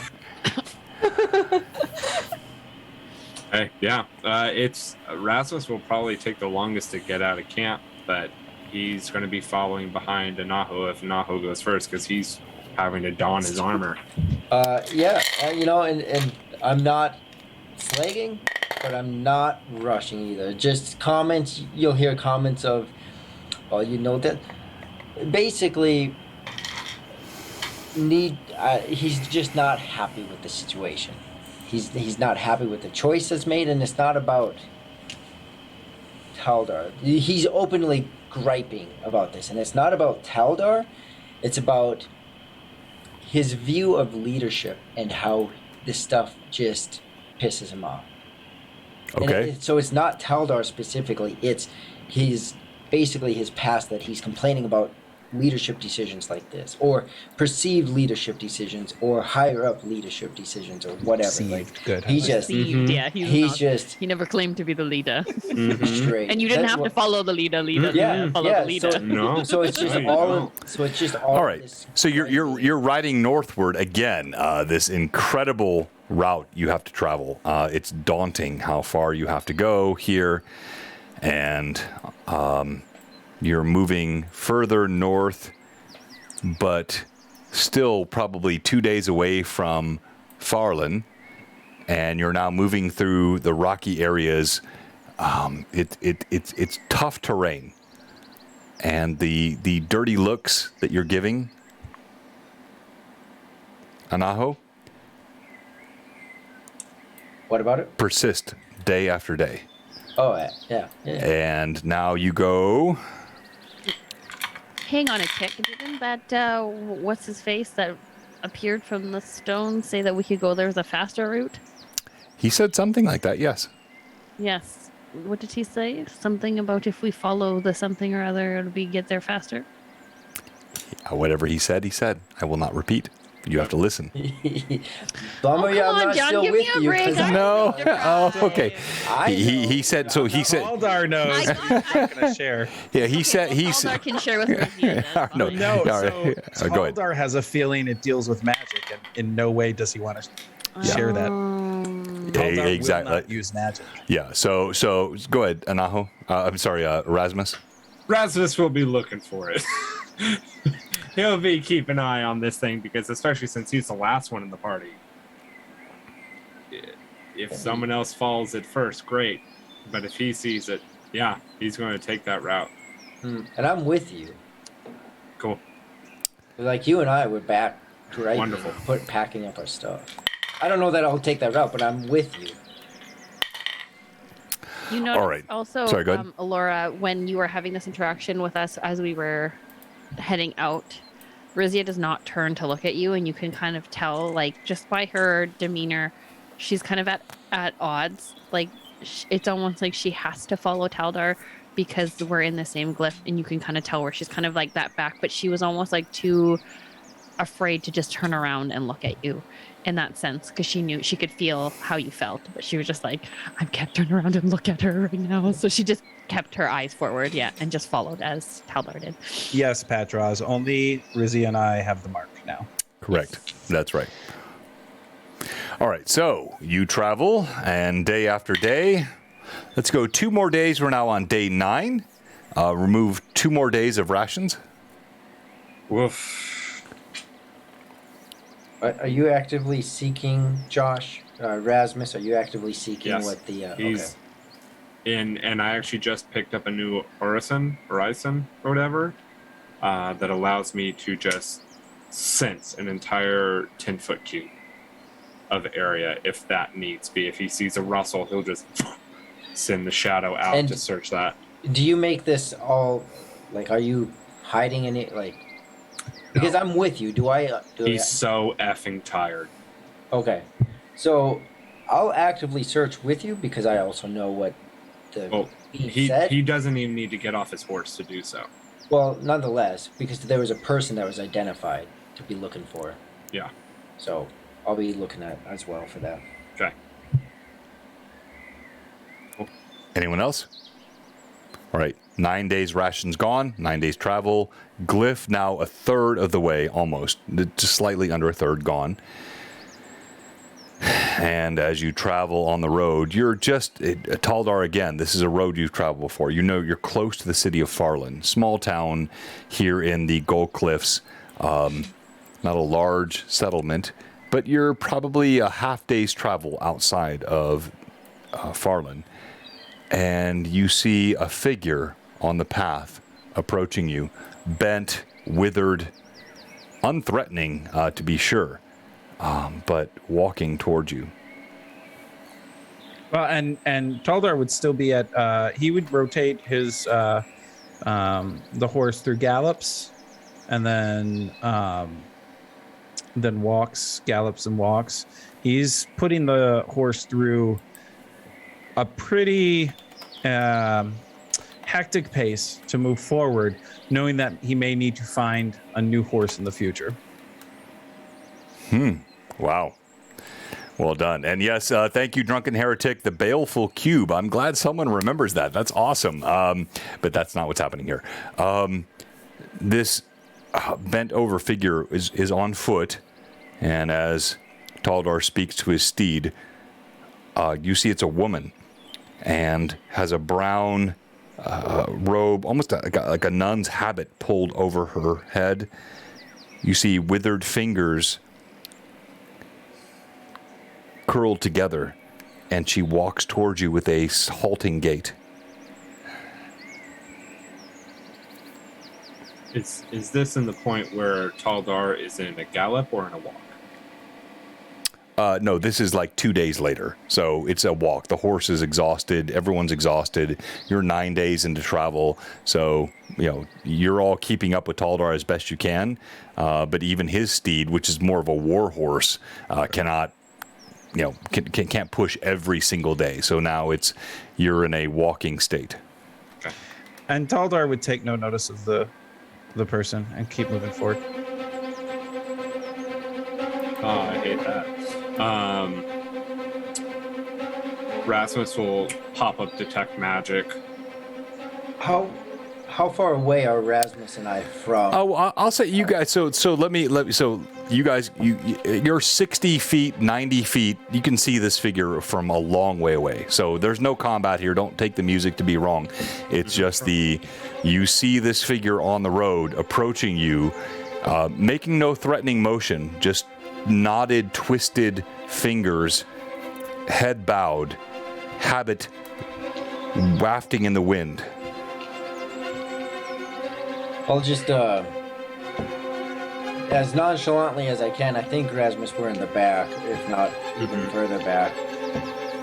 Just grab your attention, wave, and point over, and just pull back on my pony to slow it even more. Without grabbing anyone's attention, even if they're close. If they're not, then we're far enough away.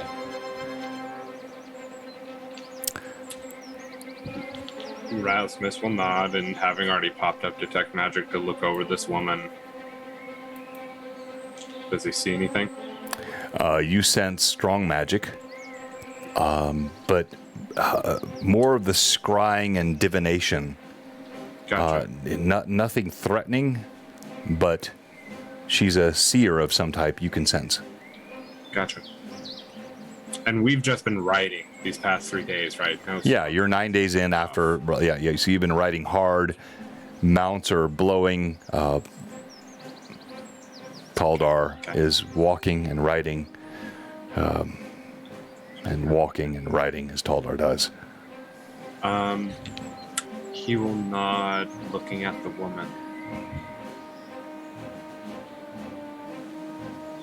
And just kind of keep an eye on her as they're approaching her. As Taldar thunders past, she holds up a finger and watches him ride past. She looks at the rest of you, keeps the finger up. You can all ride past or do what you choose. What is that? Erasmus, at least, will start to hold on to the reins and look down to her to kind of slow the horse. Hello. Oh, dearie, thank you so much. I'm sorry. We have a horrible plight here. But I saw a vision in the night. Our children are being stolen. They are taken. A winged beast seizes them and calls them into the mountains. We were without hope, but in the night I saw a party of 5. 2 hairy and limping at the front. 1 beautiful and effervescent, and 1 very small, and 1 with a darkness about him. I believe it is you. It's messed up.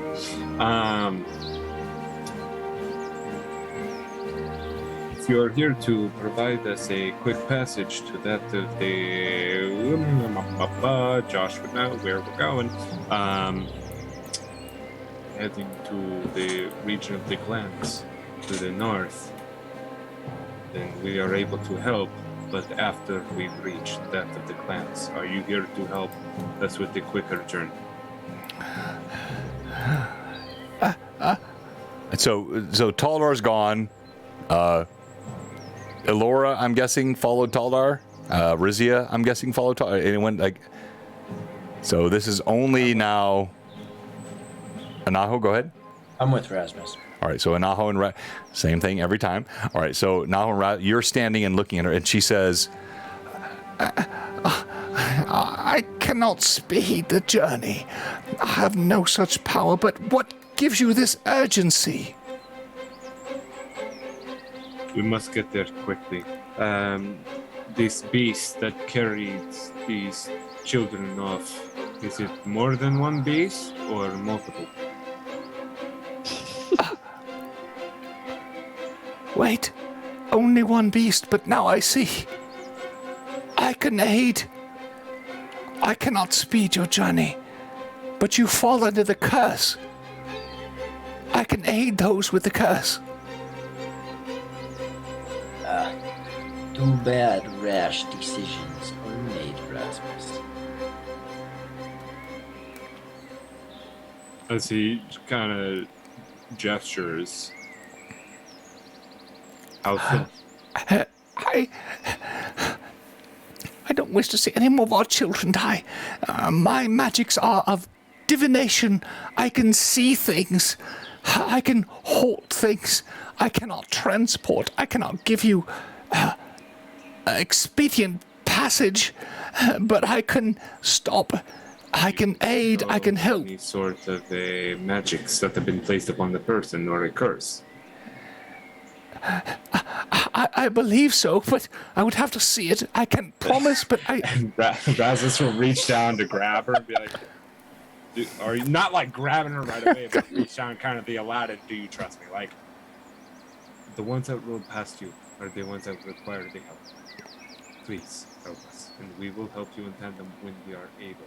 But right now, they need our help. In my dream, I saw you. They withered like flowers in the sun. They burned to the ground and were dust. If you can't, I can help. If not, then perhaps our children are to be none. Perhaps that's just the way it is. We will be able to ignore my When you speak, ignore Anaho, when you speak, she tilts her head and arches a withered and whitened brow towards you. You like my pony? We will return the favors that we owe, or at least I do. I will be back to help you, but you must help us first, or we will be of no use to you. You need to choose quickly, or we must continue on. As his hand is still down to her. Roll d20, please. I don't wanna. Oh, snap. Wow. Fucked. He rolls a natty 1. Not great. What am I rolling for? No, you just roll the d20. You know, I tell you sometimes I don't, because I don't want you to know whether you've succeeded or not. So That's a 9. 9, okay.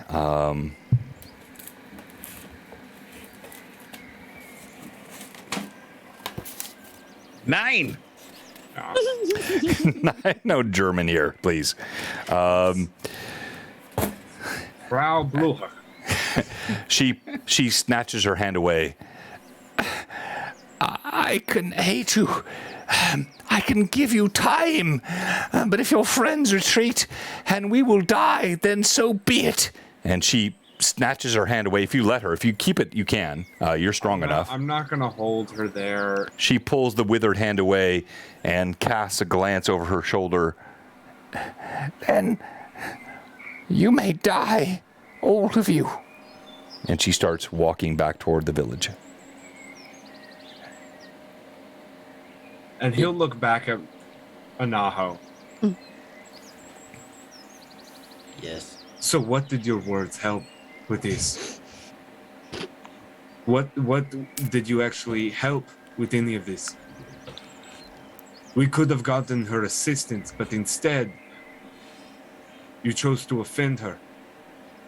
Since when have you known someone like Teldar to take assistance, let alone from magic?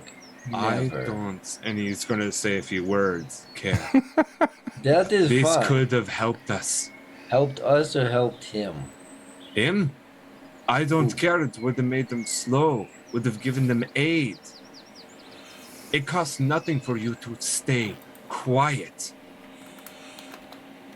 Perhaps. And when's the last time you've made a deal with the fiend? Many times I've been offered the opportunity. Never have I accepted though. Maybe that's one of us for those of the spider gods. Yet, when should we accept now the deals of a fiend? You seem so willing. I seem to understand that of deception and able to send people visions and willingness to help. I will take willingness to help anytime. They're already dead as we look at it. But maybe we had a chance with her help. Perhaps. But now we will not know. She had good magics about her from what I could see. And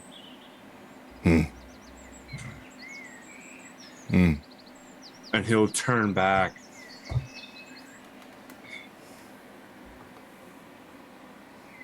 And he'll lean down to the horse, and Anaho with a good perception, as he always has. I am so sorry, friend. We must continue on. as he'll brush the horse's neck. As he'll try and catch back up with the group. All right, hey, you do so. Your horse whinnies and lifts off and pushes past Anaho almost with derision.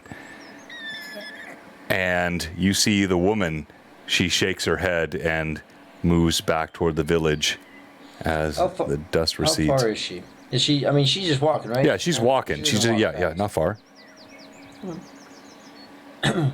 When Erasmus takes off, Anaho will still go over to the lady.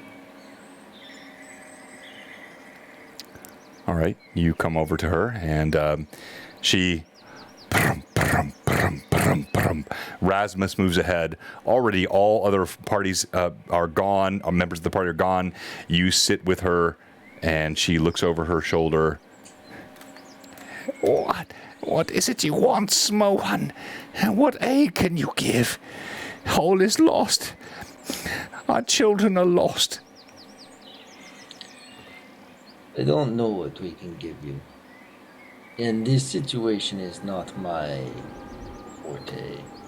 But the individual you were speaking to does not lie, as far as I know.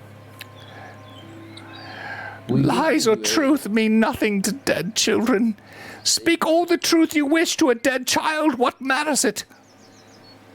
All I can say is if he says it will happen, if he says that we'll get rid of this thing, I know he'll do it. But we need your help, as you have identified. So, in whatever way I can, I do not mean harsh intentions. If you will ride with me to the group.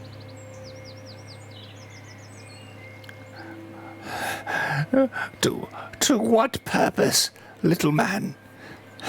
They are clearly against us and mean no kindness to our small village.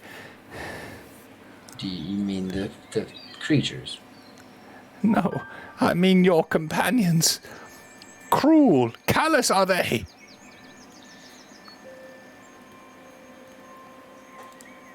I don't know.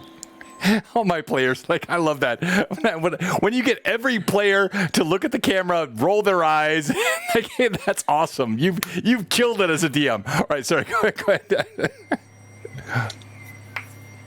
Callous are they? Do you...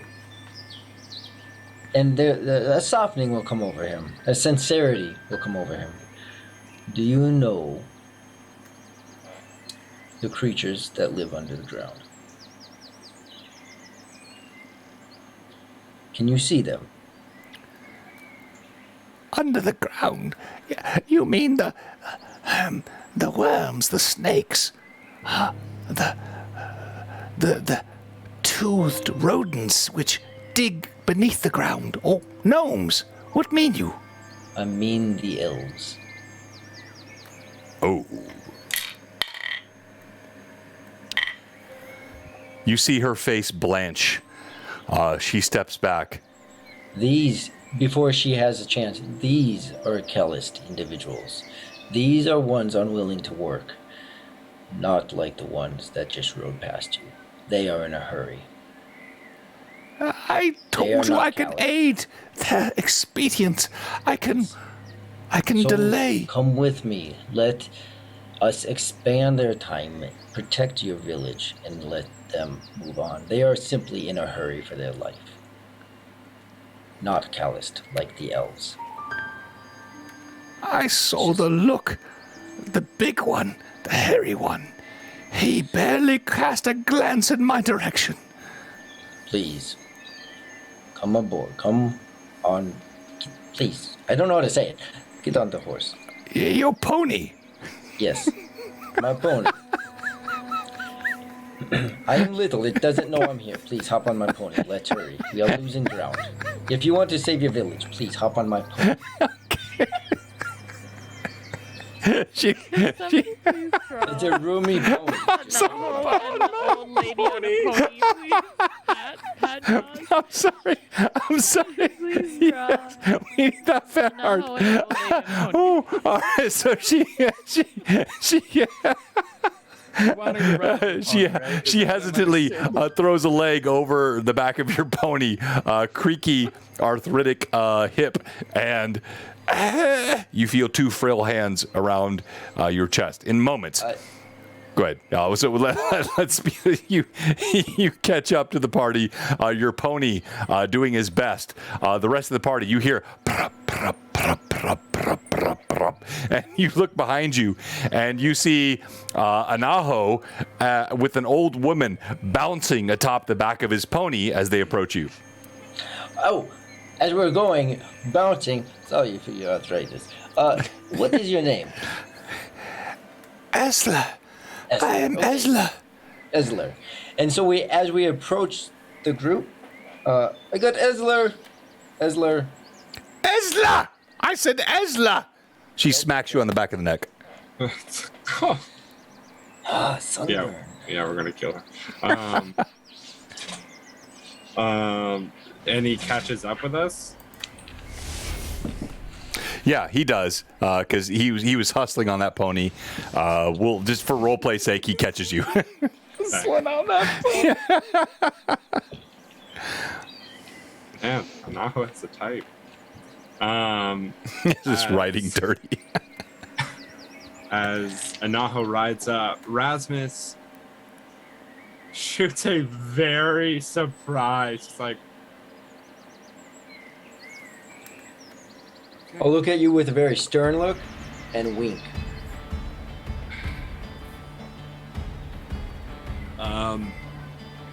almost said Terry. Daldar, Rizia, there is a woman here who can give us more time. She can hold off the effects of the sigil, of the mark. I have seen she has good magic. She can help us. Give us more of a fighting chance. The people of these lands do not give without wanting something in return. Yes? And as such, I will make do on that giving. But as the leader, you have made a choice, and I'm doing my best to support it. If we are to have a chance, and if these horses aren't to die for our way back, we must take this woman's help. Rizia seems skeptical, but she'll stop her horse. Taldar will pull the reins momentarily. As she slides off, she'll look over to Taldar. We're dying anyway, so, I mean, if she can help us. Anaho is breathless. The old woman back of his pony, her hair, wispy white hair, cold, and wizened fingers clutching his chest, trying to stay atop the pony. Rizia slides off her horse and she'll walk towards the pony and the old lady. Still Anaho. using her great axe as a walking stick, just out of more habit, just because she's been doing it for a while. Even though her ankle does feel better, she will. And as she kind of towers over this old lady on the pony and Anaho, and she'll like bring her hand forward. You see this, You can do Anaho? something with this. With what? And she'll like pull her sleeve up so that she could see the glyph on her hand. I have power. I can delay death, and I can scry and I can see, but I cannot fight. And I would fight for my village, but I cannot. I have no such power. I can only see, and I can only scry. Yes, I can I can aid you with this. But only if you will aid me. Our children are dying. If you wish to be callous, like the hairy man ahead who ignores me, then you may. But if you wish to aid, I can aid you. She kind of looks at her and kind of like raises an eyebrow. As you can tell, I don't have much time. Depends on what you can help me with. If I have enough time to help you, then you can help me. Show me. She slides off the pony. Actually, she steps down. She just stands up. Yeah, she just stands up. Yeah, stands up. Yeah, she doesn't really slide. Just stands up. I don't know why this is tickling me so I'm sorry. It's just tickling. All right, so she stands up and she's, can you show me your hand? And she'll bring her hand forward. You see these wizened fingers, hair on the back of her knuckles, though. She's clearly ancient. And as she holds your hand, she looks at the glyph. There's a death sentence upon you. I'm aware. That's why we don't have time. I can delay this. I have the power to delay and the power to see, but not the power to fight. If you will save and help my village, I can give you more time. How much time can you give me?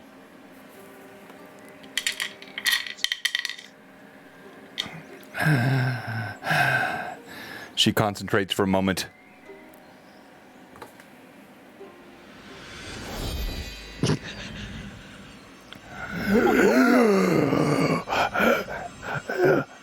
The power is great. I can give you 4 days more. It will only take a day or 2 to aid us if you can. But it's dangerous. I cannot lie. You may die. But if you can take these 4 days, I will give them to you to aid my village. I mean, I'm dying anyway. And she kind of turns very slowly over to Taldar. Rizia, Yeah. there is also a nasty little spider. Not just that thing on your hand. Right. You could be given 20 days, but if we are not expedited, then that nasty little spider still gets there first. Make a fair point. A spider, she says. There was a small girl through here just yesterday. She had 3 in her party. I implored their aid and they ignored me. Which direction did she go? She points north. The same route you travel. DM question. Did she already give me the 4 days, or she's just saying? No, she's saying she can. She has not given them yet. Okay. Yeah, so yeah, she's asking for your agreement to help. Okay. And she has said she can divine items as well. So those were the 2 things she offered. And you guys do what you want. Like you do what you want, including 2 hours and a campfire, whatever you want. So. So let's just sit a camp. Again, Rizia will just turn to Taldar. Anaho makes a good point. The spider is close. Agreed. And if we stop, the spider gets farther. Mm-hmm. She turns to the old lady. Sorry, what was your name again? I've told you already, Derek. Why you keep asking my name? Tessa. I heard it, but it was incorrect. I'm sorry, what'd you say? I Correct? heard it, but it was incorrect. You have a bad accent. It's Anaho strong. was saying the wrong name. It is me. Isara, I am Isara. What more do you need? I don't think we can help you. Even if you give us extra time, we're on a time rush right now, and I don't know if I can stop what I'm doing to help you right now. Even if you give me 4 extra days, that puts me behind. She turns and walks away.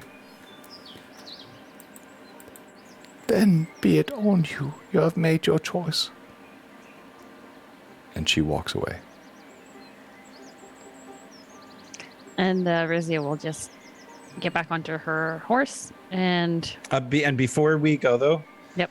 Taldar will look at Rizia.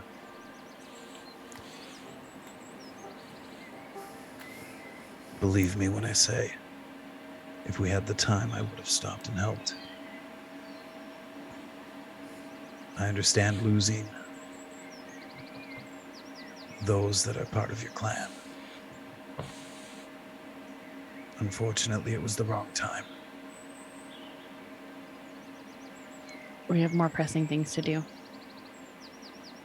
And she nods, and then she'll just go. All right, so Anaho, you had... I'm sorry, go ahead, Terry. As will Taldar. All right, Anaho, you had the woman on your horse. Of course, Elora and Erasmus were there. They heard all of this as well. Anything before we close tonight that you would say? Yeah, I'll just look at Erasmus.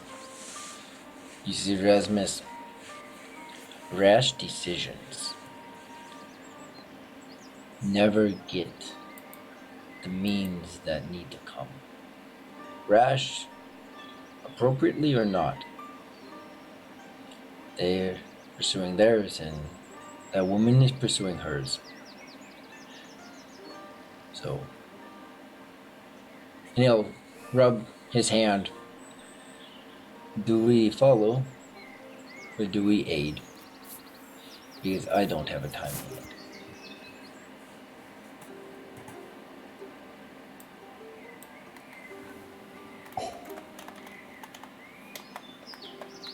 He'll just slowly kind of move his horse forward. His head down, just looking at the back of the horse's head. The choice is still yours, Erasmus.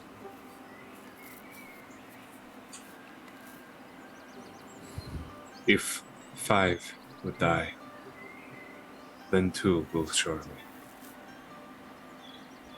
More dead bodies on the pile will not help their situation. Thank you for making amends with her, though. It's best to do that before one dies.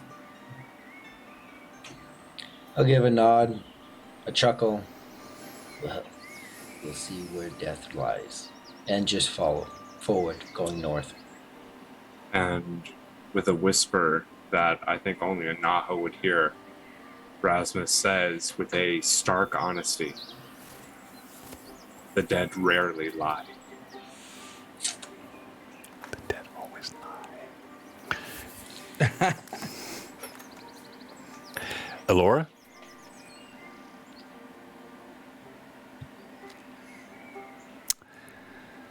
And you continue the weary road north, the glyphs burning on the hands of Taldar and Rizia. Day by day, they ebb further and further.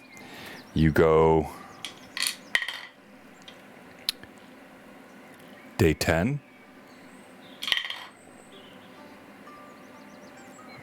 Day 11.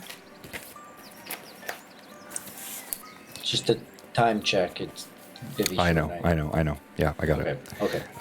You pass on day 11 a traveling merchant. No interaction needed. He has no supplies of food or water, but has items. So if anyone wants basic items, daggers, rope, he's got non-perishable goods. So you can just do any exchange that you would like to in your player's handbook, and do that in your character. And then day 12. All right, so by day 14, you continue to follow. You have not seen any sign of the spider. You are now well through. You pass Farland, the village, and pass Parlad. You can stop there, gather supplies. So any supplies you wish to buy, we can let that. So any like rations you need. And now you are at the bridge heading north, and you can see here, to get to the North Province, the Raker Mountains, you've spent 11 days getting here. You have at least, at this pace, 11 to 12 days remaining. It is dire. You have no sense of how you can make this happen. And Taldar, you knew this. This is why you walked and walked and walked. Because you traveled this area, and you know this is an impossible task to travel and return to Relastra in 30 days. And with that, we end Blue Box, Greyhawk Awakening, Book 2, Episode 17 and 73 tonight. Thank you so much, all of our players. And look, I know it's been a long week for all of us. I know each of us have our own stuff going on, but thank you to all of our mad chatters. You guys were awesome. Although, wait, we had no hype train tonight. What the heck? No hype train? I'm so hurt. We were by a fire for like 2.5 hours. But that was awesome. Anyway, so Needed RP. I'm teasing. All right, so let's go around and talk about why each of you should be stream MVP tonight. Thank you so much, all of you. And then we will get our giveaway tonight, which will be, I've got it right here. Let me find the guy. We have for Greyhawk Awakening here it is. Thank you, Love the Healer. Thank you, Love. One of 2 remaining. The Wayward Bolt. Playing with mine all night. I only have 2 of these left. This is the last one I can give away. This is my giveaway tonight. I probably should have said this earlier, but I've been so excited to do it. I just wanted to show it. So you can win this tonight. And so in the Nightbot, let me kick this off. Nightbot giveaway. And keyword shall be Lilith. Lilith. Well said. Liluth or 2 L's? I forget. Nope. LUL. LUL. No. Thank you. I had it right the first time. Lord giver. I had it right the first time. You're terrible, Vivi. I'm delusional. Fair. All right, so Lilith, and I'll pop that in the chat. Here we go.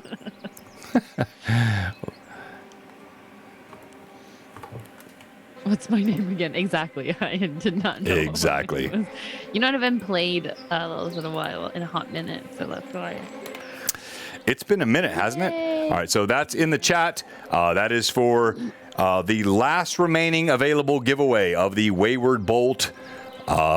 Are you going to be the exclusive member? You could be. This is crafted. Honorary member. One of us. One of us. You could get this, and you could be one of the only in the world to have this. Did it break? No, it didn't break. All right. Shouldn't have. All right. So why should? Can I go first? I can leave. Yes, of course you can. Sorry, man. Rizia should be stream MVP for having RP with almost everybody except for Anaho. He didn't want to die. Because they all followed you to the tree. That's true. So I did. I did have lots of RP with lots of people today. Getting to know a lot of our characters, which is awesome. I think for book 2, because we haven't really had much time to do that. So it was really great to kind of get to know a lot of things about all the characters. her kind of pull and tug with Alora. Like Alora has been helping out her and Taldar, and she had already consistently always looked to Alora when we were traveling and just to kind of know what was going on. So she's building a bond with Alora. However, she's kind of at odds because she, although wants to have a connection with Alora, she does follow Taldar, because barbarians unite, and just because she looks to him as a older brother. And yeah, so just that kind of not looking at Alora when she called her out, just out of a lot of guilt, kind of trying to figure out where she wanted to go and feeling pulls on both ways, and then agreeing to stop to talk to the old lady because she's dying, so who cares, might as well. I think that's been Rizia's motto a lot of the time. Oh, and intimidating, what the heck is that thing with the snake and the Fiend Sage? The Fiend, yeah. Yes. She intimidated the pants off of that guy. All right. So you have Jerry, Adam, JR. Please, Adam, go ahead and roll D20, and he's a sub, so roll 2, and then you can bounce. Just leave your camera up, please, so we don't mess that up. Okay, I rolled a 10 for the first one. Something good. Oh, and a 13. All right, 13 standing for Jerry. Thank you so much, Vivi. And we'll have the stream MVP vote up in just a moment. Let's go to you. Thank you, Josh. Why should Erasmus be stream MVP?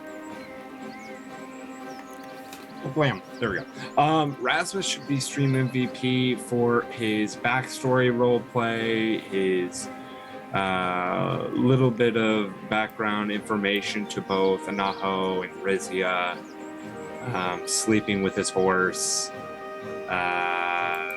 getting actually for the first time pretty emotional in this entire game. Actually, a bit of like fear and confusion, anger, and then also frustration with Anaho. First time he's ever shown any kind of rough emotion towards anyone in the party, really. And then also just the defeat from the whole situation, and for backstory reasons, him feeling this way. Yeah. And you played it so well, Josh. I know it's tough, the character you're playing, but you're doing it so well. You will be rolling for Roger. Keith is on. All right. And Anaho, why should you be stream MVP? Okay, so I should be stream MVP for 1,000 experience points. That is one of the reasons I should be stream MVP. Another reason is because of speaking again in his, let's call his native language. Also, the mic drop to the Fiend Phage saying Taldar is correct, it is useless. As well as the interaction with Erasmus, the RP, different things such as,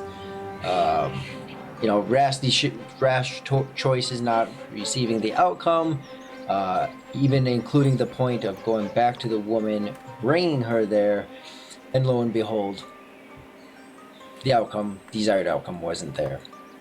So just that playing out of his backstory, also speaking to the woman, saying, does she understand these underground elves? Because they're callous, not these individuals. Right. That was well played. And then catching Rasmus and his shadow friend. Well, catching the shadow on him, whatever that was. So. Well said. And you have Weaponized Eyes. And Weaponized Eyes was in the chat just a moment ago, so I know they're there. Thank you so much. Taldar, why should you be stream MVP?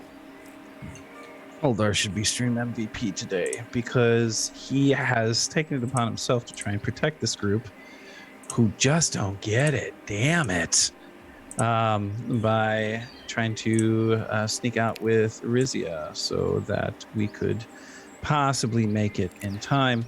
The role play with Rizia. And by the way, I did not intentionally stop that. I was fine with that. I would have let that happen if they had not awakened. I was. Made Evelyn roll. And exactly. Yeah. So and exactly. Like I was fine. If you guys could have gotten away, that would have been a fun thing. But no, it didn't happen because. No, I totally understood. I mean, you did try to skip our watch where we were going to do it. I did. Yes, that's true because I was distracted. So anyway, yeah. But the RP with Rizia, a couple of different different times, and the bond between Taldar and Rizia continuing to grow stronger. And again, just his deathly focus on trying to get rid of this glyph that is on his arm. Mm-hmm. All right, well said. And you will be rolling for Chaosic. Awesome, let's go. All right, Elora. Alright, Alora should be stream MVP because she's the only one that didn't level up this time, just saying. Anyway, and also, Well played. Well played. for the roleplay with Rizia, and specifically also the casting of the Lesser Restoration spell and the description tied to that, tying it back to her nature, pun intended, and the continuing like roleplay with my chicken, which is fun. And actually, like the moments where she actually felt very hurt by Rizia and Taldar trying to disappear into the night because she feels a kinship with them, and they were gonna take off without her, and she did not appreciate that very much. But also seeing the bit of connection that she and Erasmus have developed as well, speaking to each other in Elven, and you know, him actually looking to her for the decision of whether or not to go. So yeah, I think that's why Elora should be streaming MVP. Well played. And a great job as always tonight, Evelyn. And you will be rolling for Caesar. Let's go, 2000 Caesar. Are you still in? Hey, Chuck, good to see you in tonight. Chuck, Babunski, Troll Lord Games. All right, everyone's in. All right, so let's go through the rolls, and you can vote for Stream MVP. It's up in the right-hand corner, upper right hand. Already voting is open and happening. And let's start with you tonight, Rory.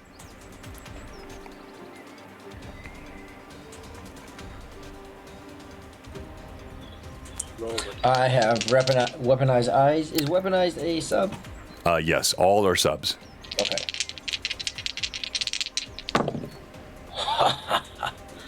Got an 18. 18. Ooh, very strong. Very strong. Good. All right, go ahead, Josh. Can we have Evelyn go? No, she was last. It was the. She's always last. She is. Is she? That's Is she? All right, wait, all right. Stop. All right, so I'll roll die. I'll roll die.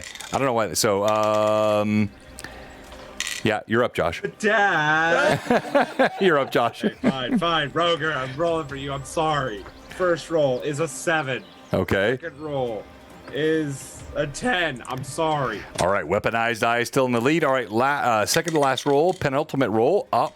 I don't know. The dice don't lie. Terry, go ahead. You're up next. So I'm rolling for Kasich. Kasich wants to give his roll to Phantom. I'll let them work it out. Both of them are subs, so I roll twice either way. So the first one is a terrible. It's a 4. The second one, though, is an 18. Ooh, so that is for Chaosic? Rolling last. Actually, We know yeah, what it's like, happens. actually, Evelyn rolling 18.